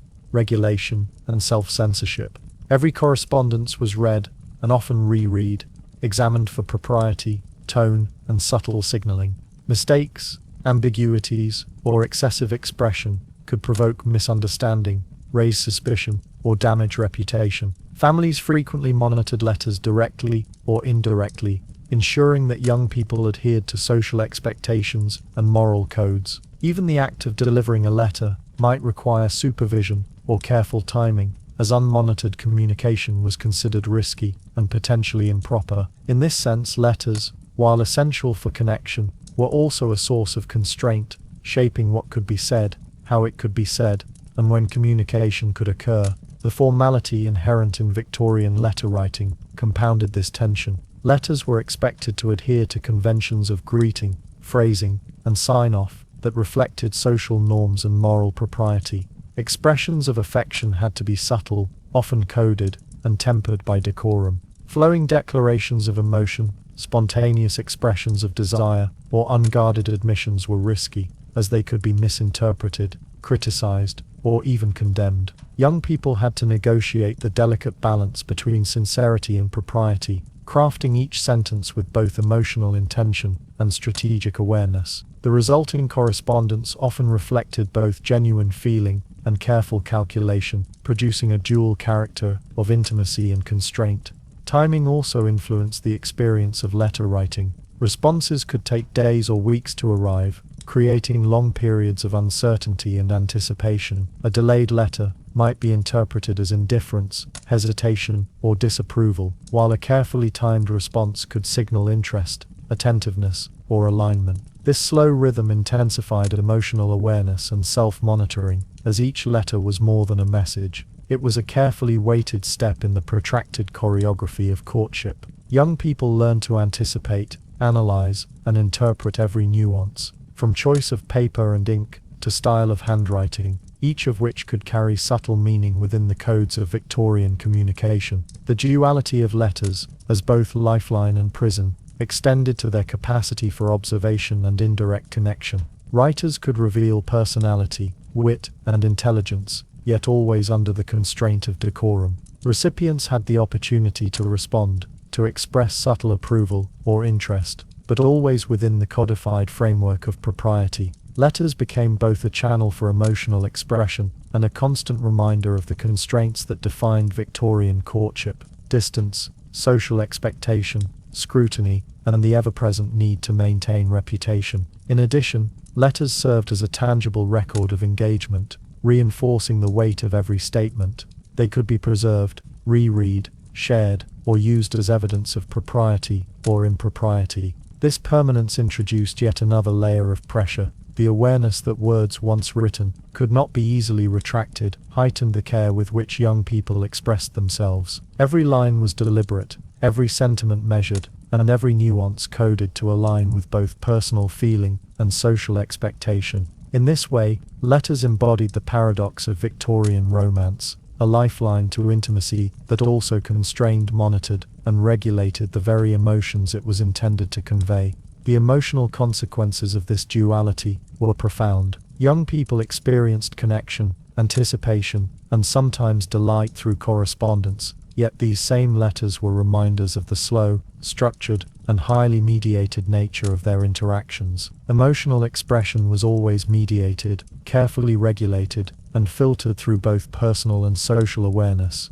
Letters could nurture longing and attachment, yet they could also produce anxiety, hesitation, and self-consciousness. In this sense, communication by letter was inseparable from the broader emotional, social, and logistical constraints that defined Victorian dating. Ultimately, letters represented the intersection of opportunity and limitation. They enabled contact where face-to-face interaction was limited, fostered intimacy where propriety constrained physical expression, and allowed dialogue within a structured and socially monitored system. Yet they also reinforced distance, slow progress, and the careful choreography of courtship. Desire, curiosity, and affection could emerge through letters, but always within the boundaries imposed by society, propriety, and the careful observation of family and peers. The written word, therefore, embodied the very tension at the heart of Victorian romance. the yearning for connection constrained by the intricate web of expectation,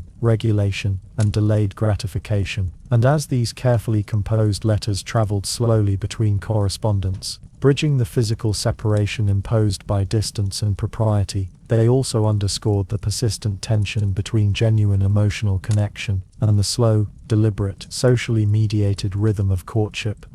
Even as letters carried messages of interest and subtle emotion across distance, the broader social environment remained an ever-present, often invisible influence on Victorian dating. Gossip, community observation, and social surveillance created a climate in which every interaction, gesture, or choice could be monitored, interpreted, and evaluated by neighbors, extended family and acquaintances. Courtship was never conducted in isolation. It unfolded in a social context where reputation was fragile, perception was paramount, and the collective gaze of the community exerted constant pressure. In this environment, dating became a high-stakes performance, in which the young participants were not only negotiating desire and propriety, but also the judgment of a watchful society. The mechanisms of surveillance were pervasive and multifaceted. Families monitored behavior directly, supervising meetings, overseeing letters, and offering guidance, or issuing cautions, based on the perceived propriety of interactions. Neighbors and local community members contributed an indirect but equally influential layer of observation. In towns and villages, where social circles overlapped and privacy was limited, even minor interactions could be noted, discussed, and disseminated. A polite smile, a shared walk, or a fleeting moment of conversation could become fodder for speculation, rumor, or social commentary, amplifying the consequences of otherwise ordinary behavior. Gossip, in particular, functioned as a form of social regulation, reinforcing norms and expectations by shaping perception. Stories, observations, and interpretations of behavior traveled quickly through social networks, reaching families, potential suitors, and broader acquaintances.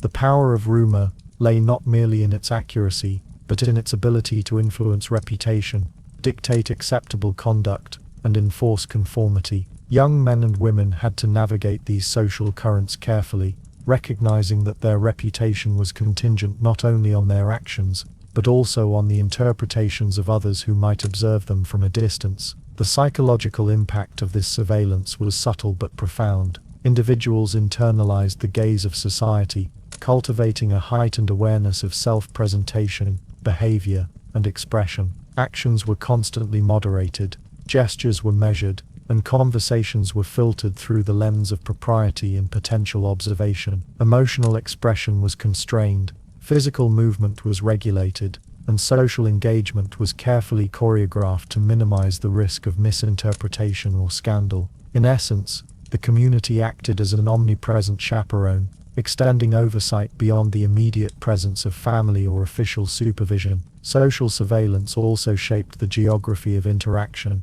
Meetings were often carefully staged in public spaces where propriety could be maintained but observation was unavoidable. Promenades, church gatherings, and social events became arenas in which behavior could be both displayed and monitored. The same location that allowed a private moment of conversation could simultaneously expose the participants to the critical eye of a neighbor, relative, or acquaintance. This duality required constant attention to detail, from posture and gaze to dress, speech and timing, reinforcing the performance-like nature of courtship. Reputation, once affected by gossip or perceived impropriety, could have enduring consequences. A whispered rumor about flirtation, impropriety, or disregard for social codes could diminish a young person's desirability, provoke family intervention, or restrict future opportunities for connection. This ever-present risk created a climate of anxiety and heightened self-awareness, in which individuals became skilled interpreters of both overt and subtle social signals, navigating a delicate balance between authentic interest and social acceptability. The weight of social surveillance intersected with other constraints on courtship, including emotional repression, slow progression of relationships, and limited physical intimacy. The cumulative effect was an environment in which every gesture, glance, and word carried amplified significance, and in which even private correspondence was potentially subject to scrutiny.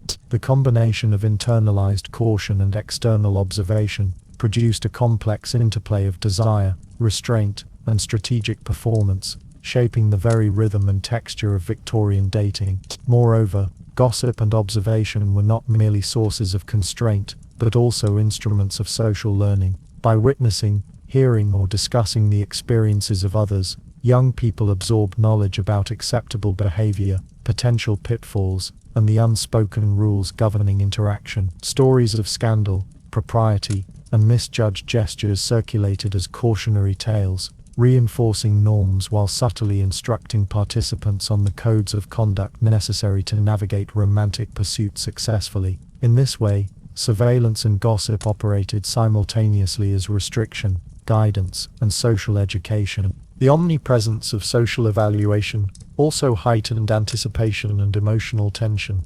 Every interaction, letter, or gesture was amplified by awareness of potential observation, producing a form of performance anxiety that coexisted with genuine curiosity and attraction. The very act of engaging with a potential partner became a negotiation between desire, propriety, and the collective gaze of the community. Moments that might today appear insignificant, a hand lightly touching a chair, a shared smile, or a fleeting glance, took on disproportionate meaning, carefully calculated to signal interest without provoking critique or scandal. Ultimately, the role of gossip and social surveillance reinforced the broader structural limitations of Victorian courtship: slow progression, restricted physical contact, careful attention to appearance, and emotionally mediated interaction. It ensured that dating was rarely a private or spontaneous activity, embedding every step within the watchful eyes of a community invested in the maintenance of moral, social, and economic norms. The constant presence of observation and judgment added both pressure and structure, making the pursuit of connection a delicate, protracted, and highly regulated endeavor. And as young people navigated the interwoven pressures of letters, fashion, physical restraint, and social surveillance, the cumulative effect created a dating culture that was not only slow, constrained, and formal, but also deeply attentive, highly coded, and emotionally measured, preparing the stage for the next layer of restriction: the influence of economic realities and financial considerations on romantic choice. Within the intricate framework of social surveillance, emotional restraint, and coded correspondence, the ritualized social events of Victorian England served as the primary stage on which courtship could unfold.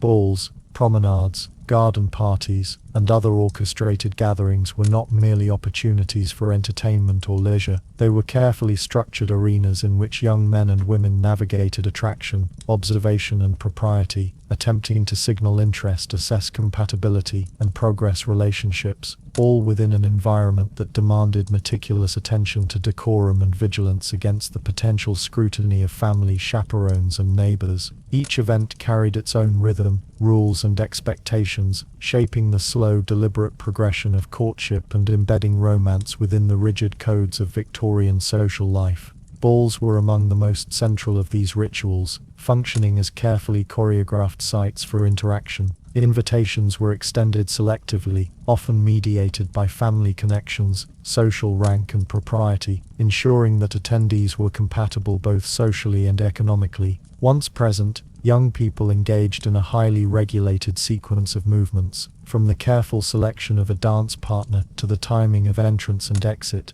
Every gesture, from the angle of the head to the positioning of hands on a partner's back, was observed and interpreted, both by peers and by older family members, making the experience simultaneously thrilling, anxious, and heavily performative.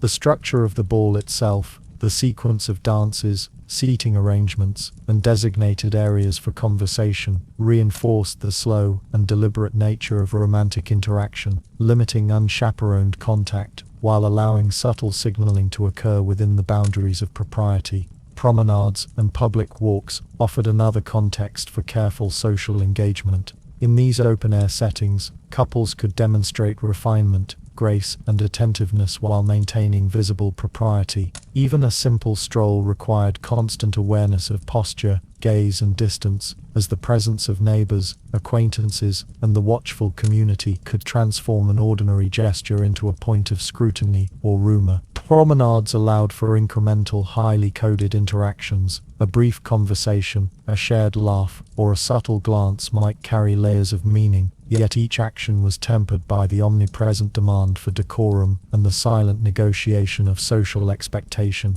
Garden parties and other private gatherings functioned similarly, providing semi-controlled environments in which young people could interact under the supervision of hosts and chaperones. These events offered slightly more freedom than highly formal balls, but remained constrained by social expectation and careful oversight. Movement within the space, the timing of conversation, the choice of whom to engage with, and the moderation of emotional expression all continued to operate under the guiding influence of propriety. Every action, from the way a napkin was held to the angle at which a fan was displayed, could carry subtle social meaning, signaling interest, attention, or status, and reinforcing the layered choreography of Victorian courtship. These events also created an environment in which appearance, attire, and presentation assumed heightened significance. As young people moved through the social space, their dress, posture, and grooming were continually evaluated by peers, family, and potential suitors. The careful management of outward appearance intersected with the slow, deliberate rhythm of interaction, ensuring that visual signals complemented the subtle cues of conversation, gesture, and attention. Fashion, grooming, and decorum were not merely aesthetic concerns but essential instruments of communication and social negotiation, shaping both perception and opportunity within the constraints of structured social ritual. The pacing of interaction within these events contributed to the prolonged nature of Victorian courtship. Opportunities for private conversation or physical proximity were limited, often occurring only during brief intervals between dances, walks, or organized activities. Each interaction had to be carefully timed and measured, with awareness of both propriety and observation. The slow accumulation of familiarity and mutual understanding was deliberate, constrained by event structure, social expectation, and the ever-present potential for rumor or misinterpretation. Relationships advanced in small increments, each meeting adding a layer of familiarity, interest, or social validation, but always within the rigidly regulated framework of public performance. Chaperones played a crucial role in maintaining these constraints, ensuring that interactions remained within socially acceptable boundaries. Their presence dictated where couples could stand, how long they might converse, and which physical gestures were permissible. In this way, social events were simultaneously arenas of opportunity and sites of surveillance, blending moments of subtle engagement with the persistent pressure of observation. The combination of ritual, oversight, and social expectation created a climate in which every interaction was significant, deliberate, and carefully managed, reinforcing both anticipation and emotional restraint. Ultimately, the courtship rituals of balls, promenades, and garden parties exemplified the dual nature of Victorian dating. Opportunities for connection were embedded within a strict framework of rules, observation, and social expectation. Young people learned to navigate the choreography of movement, conversation, and subtle signaling with precision, balancing curiosity and attraction with the constant need for propriety. Each event contributed incrementally to the slow, measured unfolding of relationships, creating a rhythm in which desire, anticipation, and social performance were inseparable. And as participants returned home from these carefully orchestrated gatherings, carrying the impressions, coded gestures, and subtle signals exchanged during the evening, they were confronted once again with the persistent constraints of letters, chaperones, and social scrutiny, a layered reality that continued to define the emotional and practical experience of Victorian courtship. While balls, promenades, and garden parties provided structured opportunities for interaction, the underlying fabric of Victorian society imposed a distinct asymmetry in the freedoms enjoyed by men and women, shaping the very nature of courtship and romantic agency. Men, though constrained by propriety, expectation, and family oversight, often experienced slightly more mobility and latitude in their movements, choices, and social engagement. Women, in contrast, were subject to a stricter and more comprehensive framework of limitation, in which every action, gesture, and decision was scrutinized and regulated. This imbalance reinforced the inequity of romantic agency, determining not only who could initiate or pursue connections, but also who bore the greatest weight of social and moral expectation. Young men's mobility manifested in both physical and social terms. They were often permitted to attend gatherings with fewer constraints, to travel with greater autonomy, and to engage in interactions that were considered socially acceptable for their gender.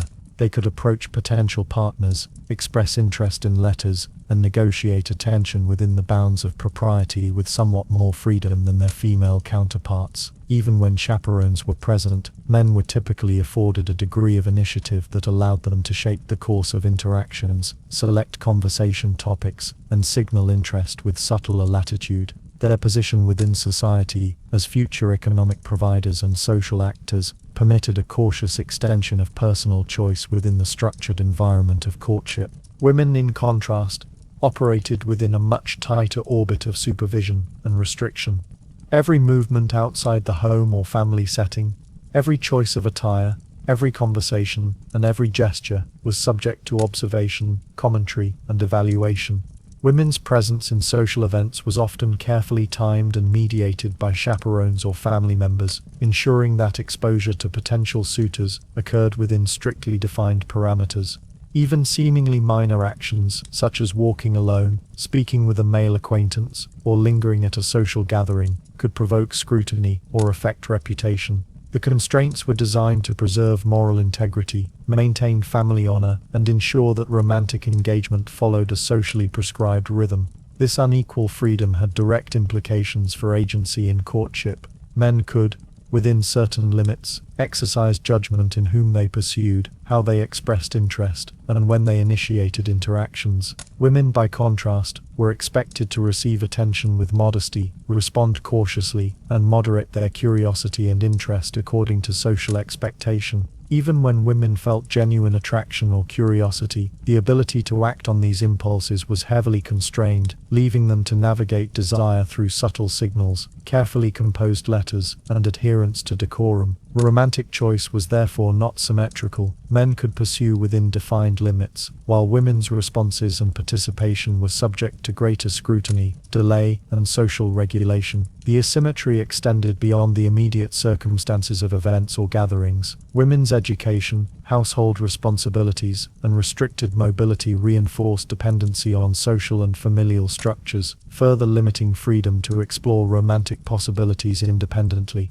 Men's comparative latitude in travel, social engagement, and correspondence provided access to a broader range of potential partners, interactions, and experiences, while women were largely confined to networks mediated by family, community, and formal gatherings. The differential in access and choice shaped expectations, opportunities, and the pace of developing relationships, embedding gendered inequality into the very architecture of Victorian courtship. Economic considerations further reinforced this imbalance. Men's prospects, particularly in terms of occupation, income, and inheritance, were central to their suitability as partners, yet their ability to engage in courtship remained tempered by propriety and expectation. Women, often dependent on family resources, had less autonomy in evaluating potential suitors, making social and familial approval a crucial determinant of opportunity. Romantic freedom, therefore, was intertwined with economic positioning, with men afforded a measured flexibility in navigating choices, and women more tightly bound by structural constraints. The psychological impact of unequal freedom was subtle yet pervasive. Women internalized constraints on mobility, expression, and agency, developing a refined sense of self-regulation and careful observation of social norms. Men, in turn, were trained to balance initiative with propriety, navigating their somewhat greater freedom with caution and awareness of observation. Both genders operated within a highly codified system of behavior, yet the asymmetry meant that women bore a disproportionate burden of constraint, while men navigated a complex space of partial latitude tempered by social expectation. This inequality also shaped the rhythm of relationships. Men could advance interest incrementally, choose moments to signal attention, and exercise initiative within the bounds of propriety. Women, constrained by supervision, decorum, and restricted opportunity, participated in courtship, largely through response, subtle signaling, and careful moderation of curiosity or interest. The pace of emotional connection, the interpretation of gestures, and the negotiation of intimacy were thus deeply gendered processes, reflecting both structural constraints and social expectation. In effect, the differential freedom between men and women produced a courtship environment characterized by delicate negotiation, heightened self-awareness, and careful calibration of behavior. Women, operating under tighter constraints, developed subtle skills of observation, communication, and restraint, while men exercised measured initiative, navigating expectation and propriety, with awareness of reputation and social observation. Desire, curiosity, and interest were therefore expressed within a gendered framework, in which agency was asymmetrically distributed, shaping both experience and outcome in Victorian dating. And as young people balanced these unequal freedoms, carefully measuring actions, gestures, and correspondence within the bounds of propriety, they continued to navigate the structural and emotional complexities of Victorian courtship, moving gradually toward the intersection of economic considerations and social expectation that would further define romantic opportunity. As young men and women navigated the unequal freedoms of gender, the carefully orchestrated rituals of social events, and the intricate signaling of appearance and correspondence, they were simultaneously confronted with a pervasive tension between personal desire and societal obligation. In Victorian England, the notion of love, though acknowledged and idealized in literature and private reflection, was often subordinated to duty, inheritance, and family expectation. The framework of courtship, meticulously structured and heavily monitored, was as much about securing alliances, economic stability, and social continuity as it was about emotional connection. Within this context, romantic feelings were continuously mediated, negotiated, and at times suppressed to ensure alignment with broader social and familial imperatives. Family expectations exerted a profound influence over the trajectory of courtship. Parents, particularly fathers and mothers, were invested in the selection of partners who could maintain or enhance family standing, consolidate wealth, and ensure the continuity of social respectability. The qualities valued in a prospective match, financial security, social refinement, moral rectitude, often took precedence over emotional compatibility or personal affection. A young man or woman might be encouraged to pursue a suitor, not because of genuine desire, but because the match aligned with considerations of inheritance, household stability, or strategic social alliance. In such cases, love became an aspirational ideal, secondary to the practical imperatives of family and society. Economic considerations were intimately intertwined with duty, while marriage was frequently approached as a negotiation,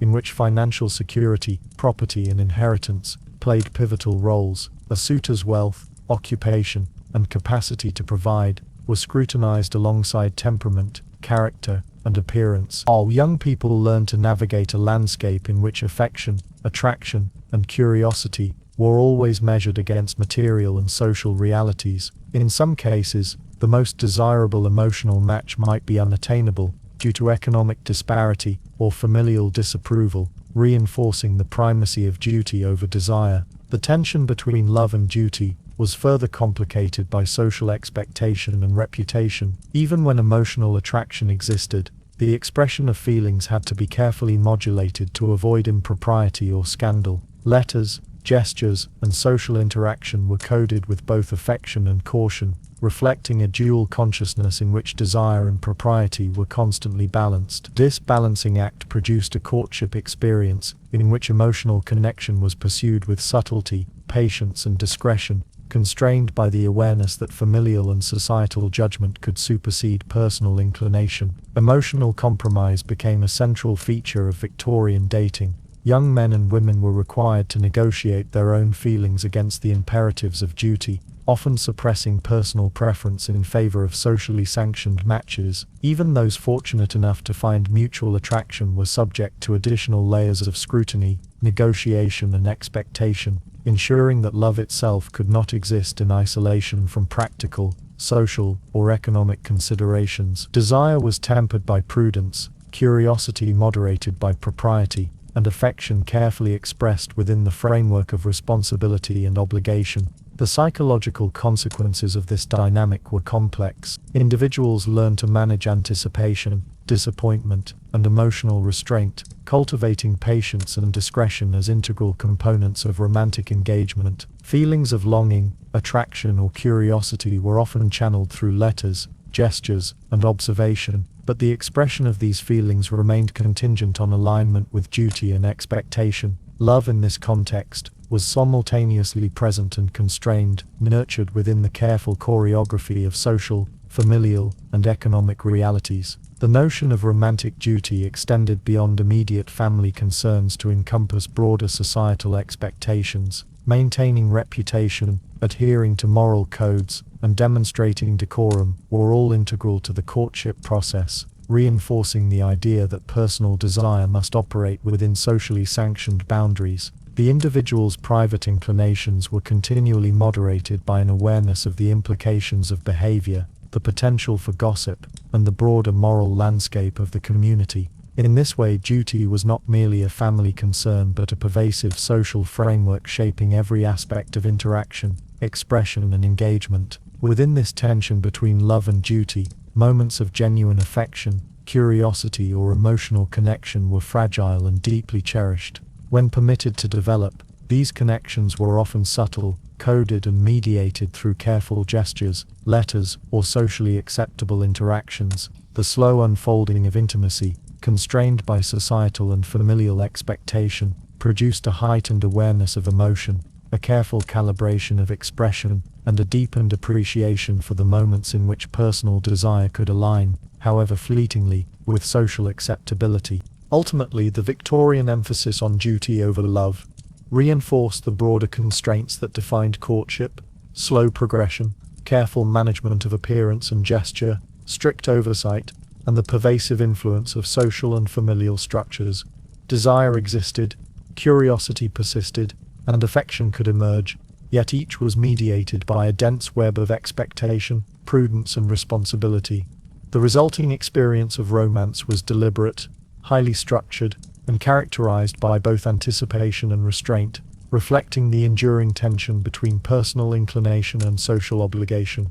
And as young men and women internalized the primacy of duty alongside the subtle emergence of affection, they continued to navigate the intricate rituals, social surveillance, and coded communication that defined Victorian courtship, moving gradually toward the nuanced emotional negotiations and the unspoken rules that would characterize the final stages of engagement. Amid the weight of duty, social expectation, and the slow, regulated rhythm of Victorian courtship, there existed moments of quiet defiance, subtle rebellion, and secret connection. For some young men and women, the constraints of propriety, familial oversight, and social scrutiny proved stifling, spurring them to seek opportunities for private interaction, clandestine correspondence, and intimate exchange outside the strictures of public observation. These secret romances, while often fleeting or carefully coded, represented both the enduring force of desire and curiosity, and the persistent tension between personal inclination and societal regulation.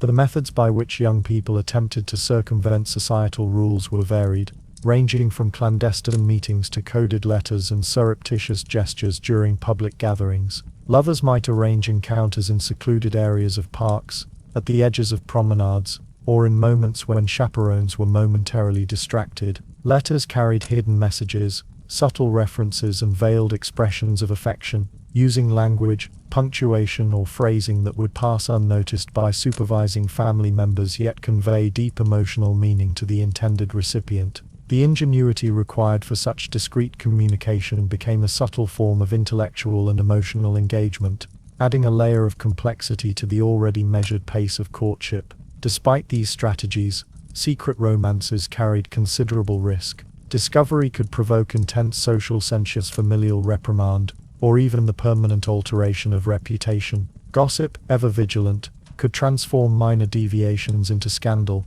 and the consequences for young women were particularly severe, with even brief instances of impropriety threatening both social standing and future prospects for marriage. Men, though afforded slightly greater latitude, were not immune to the ramifications of transgression, especially when breaches of propriety became public or involved potential damage to family reputation. The stakes of secret interaction were therefore high, heightening both the thrill and anxiety inherent in such acts. The psychological experience of secret romance was intensely layered. On one level, these interactions allowed young people to explore desire, curiosity, and emotional intimacy in ways prohibited by formal courtship.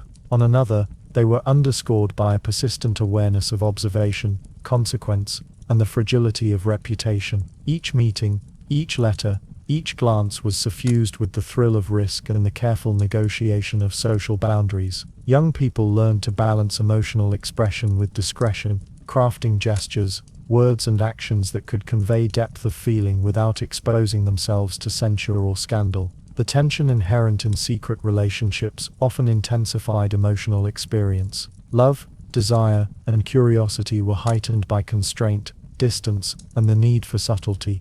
Moments of contact, an exchanged note, a fleeting touch, a whispered word, assumed disproportionate significance, carrying layers of meaning that might have been less intense within formal supervised interactions. This intensity, however, existed alongside the ever-present possibility of discovery, producing a mixture of exhilaration, anxiety, and careful calculation. Romantic engagement became a delicate interplay of emotional daring and strategic discretion, emphasizing the psychological weight of both longing and restraint. Consequences of defying societal norms varied depending on the context, individuals involved, and degree of exposure. In some cases, transgressions were discreetly managed, forgiven, or even overlooked, if discretion was maintained and social propriety appeared unbroken. In other cases, discovery resulted in formal reprimand, curtailed social opportunities, or lasting damage to reputation. Family responses were often decisive, shaping the future trajectory of the young people involved, and reinforcing the broader principle that personal desire, though powerful, must be subordinated to the social. Secret romances also illuminated the resilience of emotional curiosity and the persistence of desire under constraint. Even in a society where appearance, propriety, and family oversight dominated, young people sought ways to navigate emotional expression, signaling interest, affection, and connection within the margins allowed by circumstance. These small acts of rebellion revealed the human capacity to adapt, to negotiate rules, and to cultivate intimacy, despite systemic limitations, highlighting the persistent tension between structure and emotion that defined the Victorian experience of courtship. The interplay of secrecy and consequence also influenced subsequent behavior. Young people who had experienced clandestine connections learned to read subtle social cues more acutely, to interpret gestures and language with precision, and to navigate the interplay between opportunity and risk. Emotional awareness, strategic thinking, and observational skill became crucial, reinforcing the broader competencies required to engage successfully within the restrictive courtship environment. Desire, curiosity, and affection were not eliminated by constraint. They were carefully calibrated, encoded, and expressed within the complex social landscape, producing a nuanced and emotionally resonant experience of connection. Ultimately, secret romances and small acts of rebellion demonstrated both the limits of societal control and the enduring force of human emotion. They reflected the persistent negotiation between personal desire and external constraint, offering glimpses of intimacy, connection, and agency within an environment structured by observation, propriety, and duty. These interactions, while often fleeting, underscored the delicate balance inherent in Victorian courtship, the simultaneous pursuit of affection, the need for discretion, and the weight of consequence. And as young people navigated the precarious terrain of secret connection, risk, and discovery, they returned to the broader social, economic, and moral landscape in which courtship unfolded, moving toward the final layers of reflection on the emotional, social, and psychological cost of such prolonged, constrained, and highly mediated romantic engagement. As young men and women maneuvered through secret romances, coded letters, carefully choreographed social events, and the complex interplay of duty and desire, the cumulative weight of Victorian courtship gradually manifested in profound emotional and psychological effects. The prolonged, highly regulated, and socially mediated nature of romantic interaction created an environment in which anxiety, repression, and loneliness were constant companions. The necessity of maintaining propriety, the persistent observation of family and community, and the slow, deliberate pace of courtship imposed a subtle but enduring burden on those seeking connection, leaving traces that could shape emotional life well beyond the immediate experience of dating. One of the most pervasive effects was anxiety, often emerging from the need to constantly monitor behavior, appearance, and communication. Every letter, gesture, and word carried the potential for misinterpretation or censure, fostering heightened self-consciousness and an ongoing awareness of the scrutiny under which one lived. Young people learned to anticipate social judgment, to calculate the possible consequences of minor deviations, and to measure emotional expression carefully. This vigilance, while socially adaptive, generated a pervasive undercurrent of tension, making moments of genuine connection both exhilarating and fraught with apprehension. The slow unfolding of relationships amplified this anxiety, as long periods of anticipation and uncertain response created prolonged emotional suspense, reinforcing the pressure of each interaction. Emotional repression was another significant consequence of restrictive courtship practices. Cultural expectations dictated that men remained stoic, composed, and restrained in the expression of feeling, while women were required to embody modesty, discretion, and self-control. This suppression of authentic emotion, particularly in a domain as inherently intimate as romantic engagement, created a gap between internal experience and external behavior. Young people were compelled to moderate desire, curiosity, and affection, channeling feelings into carefully coded gestures, measured conversation, or constrained correspondence. The result was a psychological tension between the richness of internal emotional life and the limitations imposed by societal expectation, producing a sense of containment, subtle frustration, and at times loneliness. Both acute and enduring, was an additional dimension of the Victorian courtship experience. Social events, letters, and carefully supervised interactions provided limited opportunities for genuine intimacy, leaving extended intervals in which desire, curiosity, and emotional connection could not be fully realized. The slow pace of relationships, combined with constraints on physical proximity and expression, created periods of isolation in which longing was intensified by absence and regulation. Even when relationships ultimately culminated in engagement or marriage, the prolonged incubation of emotional connection often left traces of solitary reflection, heightened sensitivity, and a persistent awareness of the distance that had preceded union. The emotional toll was further compounded by the interplay of duty, reputation, and social surveillance. Young people internalized the values, expectations, and judgments of family and community, cultivating a form of self-regulation that intertwined personal desire with collective scrutiny. The necessity of balancing curiosity and propriety, affection and discretion, created a sustained cognitive and emotional load, requiring constant attention to the subtleties of interaction, social signaling, and the projected interpretation of others. Even successful courtship involved navigating these tensions, leaving enduring habits of observation, careful modulation of expression, and strategic emotional awareness. Psychological consequences also emerged in relation to secrecy and rebellion. Instances of private meetings, coded correspondence, or discreet intimacy carried heightened emotional intensity, but also elevated risk. The exhilaration of connection was paired with persistent anxiety, concern for exposure, and awareness of potential repercussion. Young people who engaged in these secret interactions developed sophisticated strategies of emotional management, learning to encode desire, conceal affection,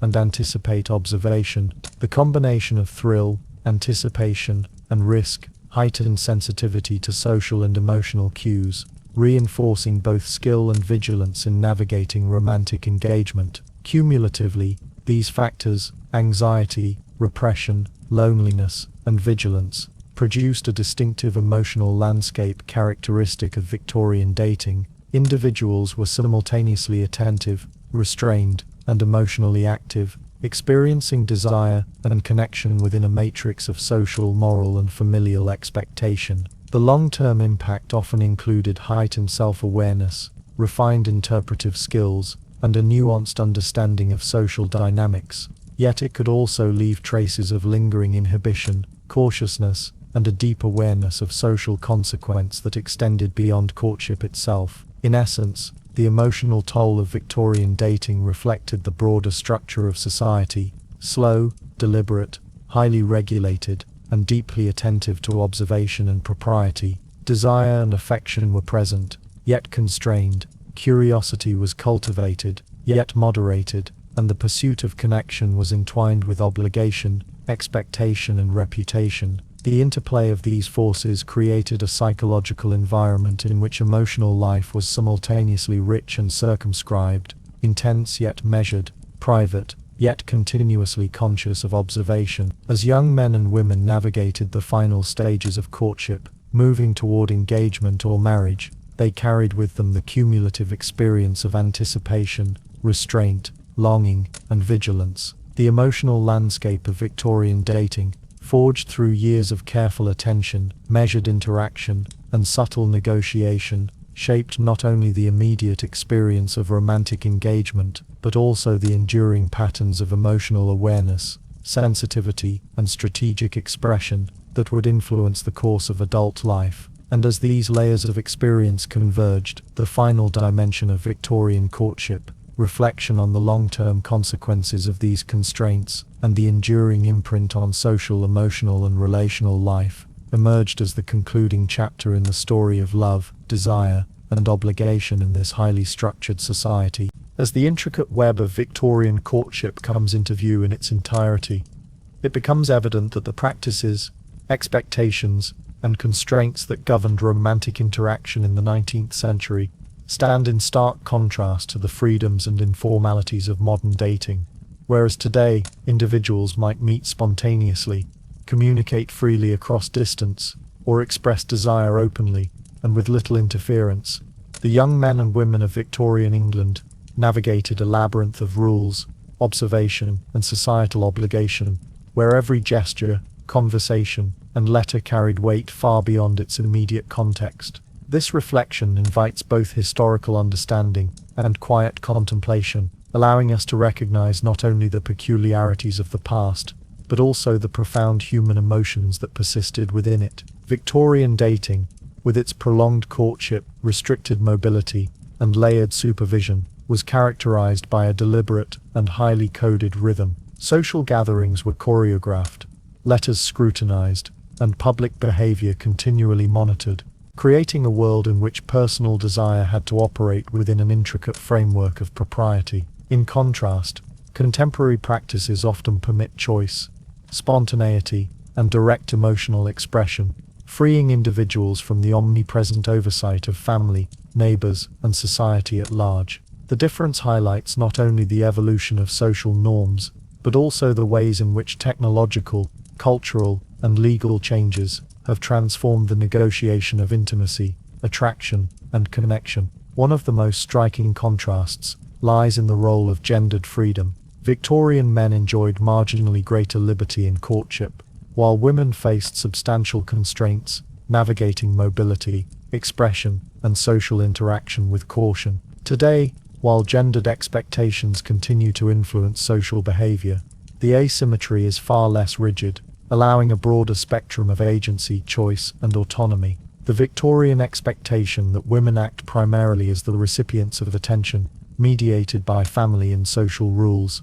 appears especially restrictive when juxtaposed with modern norms, in which mutual initiation, candid communication, and emotional openness are increasingly normalized and valued. The pervasive influence of social surveillance and gossip in Victorian society further underscores the contrast. Courtship was conducted under a collective gaze, with every minor deviation potentially carrying significant consequences for reputation and future opportunity. Contemporary dating, by contrast, allows for far greater privacy, discretion, and the opportunity to negotiate relationships with fewer immediate consequences from social networks. While modern society retains certain mechanisms of observation, such as digital visibility or peer commentary, the intensity, immediacy, and moral weight of Victorian scrutiny were unparalleled. shaping every interaction in ways that today may seem almost incomprehensibly restrictive. Economic and social considerations, central to Victorian courtship, also highlight the difference. Marriage often functioned as a negotiation of inheritance, wealth, and family status, with love treated as secondary or conditional. Today, while practical factors like financial compatibility may remain considerations, emotional connection, mutual interest, and personal choice are more prominently acknowledged as determinants of partnership. The Victorian emphasis on duty, security, and propriety, while socially coherent within its historical context, illustrates a structural prioritization of societal needs over individual desire, producing a romantic landscape, both fascinating and fundamentally challenging by modern standards, all reflecting on secret romances, coded letters, and carefully choreographed social rituals. It becomes clear how pervasive constraints amplified both emotional intensity and psychological strain. Anxiety,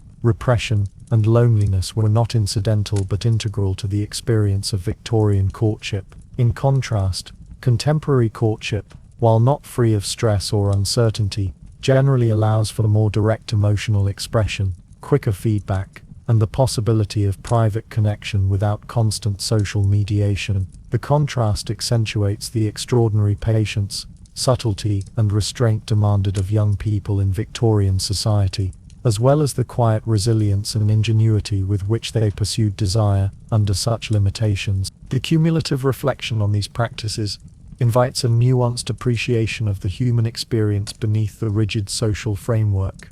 Despite limitations, restrictions, and societal oversight, young people found ways to navigate affection, curiosity, and emotional connection.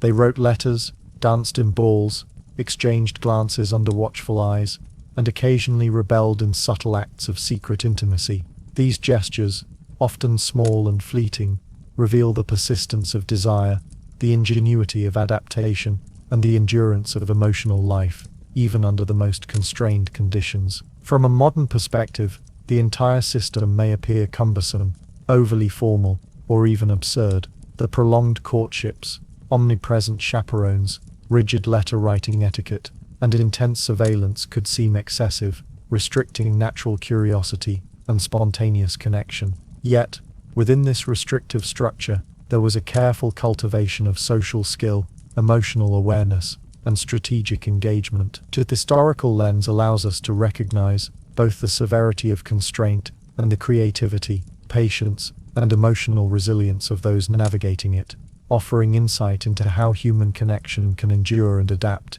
even in highly regulated environments. As we step back and consider Victorian dating in its entirety, it becomes a study not only of social regulation, but also of human emotion, curiosity, and resilience. Love, desire, and affection persisted, even if subordinated to duty, propriety, and observation. Young people found ways to signal interest, communicate subtle affection, and negotiate intimacy within strict societal codes. While the pace was slow, the stakes were high, and the emotional toll significant, the underlying human impulse for connection remained constant, bridging the gap between historical context and the universal experience of attraction, longing, and engagement. And so, as we close this examination of Victorian courtship, it is worth acknowledging both the distance we have traveled and the timelessness of human curiosity and desire. The rigid rules, social scrutiny, and protracted courtship of the 19th century stand in contrast to the freedoms of modern romantic life, highlighting the ways in which social, economic, and cultural structures shape emotional experience. Yet beneath these structures, the essential qualities of human emotion, curiosity, desire, longing, and affection persisted, quietly navigating constraints, rebelling subtly when necessary, and shaping the rhythm of lives lived within the strict bounds of propriety. In reflection, the story of Victorian dating offers both insight and perspective, a window into the meticulous, constrained, and often arduous pursuit of human connection. It reminds us of the delicate interplay between societal expectation and personal desire, the endurance of emotional life under pressure, and the slow evolution of courtship practices across time. And as we draw the narrative to a close, it is perhaps appropriate to allow the mind to rest, imagining the quiet streets, the softly lit parlors, and the measured glances of a bygone era, letting the gentle cadence of history carry us toward a calm and restful reflection on the enduring complexity of human emotion and the pursuit of connection. And so, as the candles of Victorian parlors dim and the whispers of careful letters fade into memory, we leave behind a world where love was measured, desire was constrained, and every gesture carried weight beyond the immediate. Yet, within that structured silence, curiosity endured, affection persisted, and human connection quietly found its way. Let the gentle rhythm of their lives, their patient navigation of longing and duty, lull your thoughts, easing you into calm reflection and a peaceful night's rest.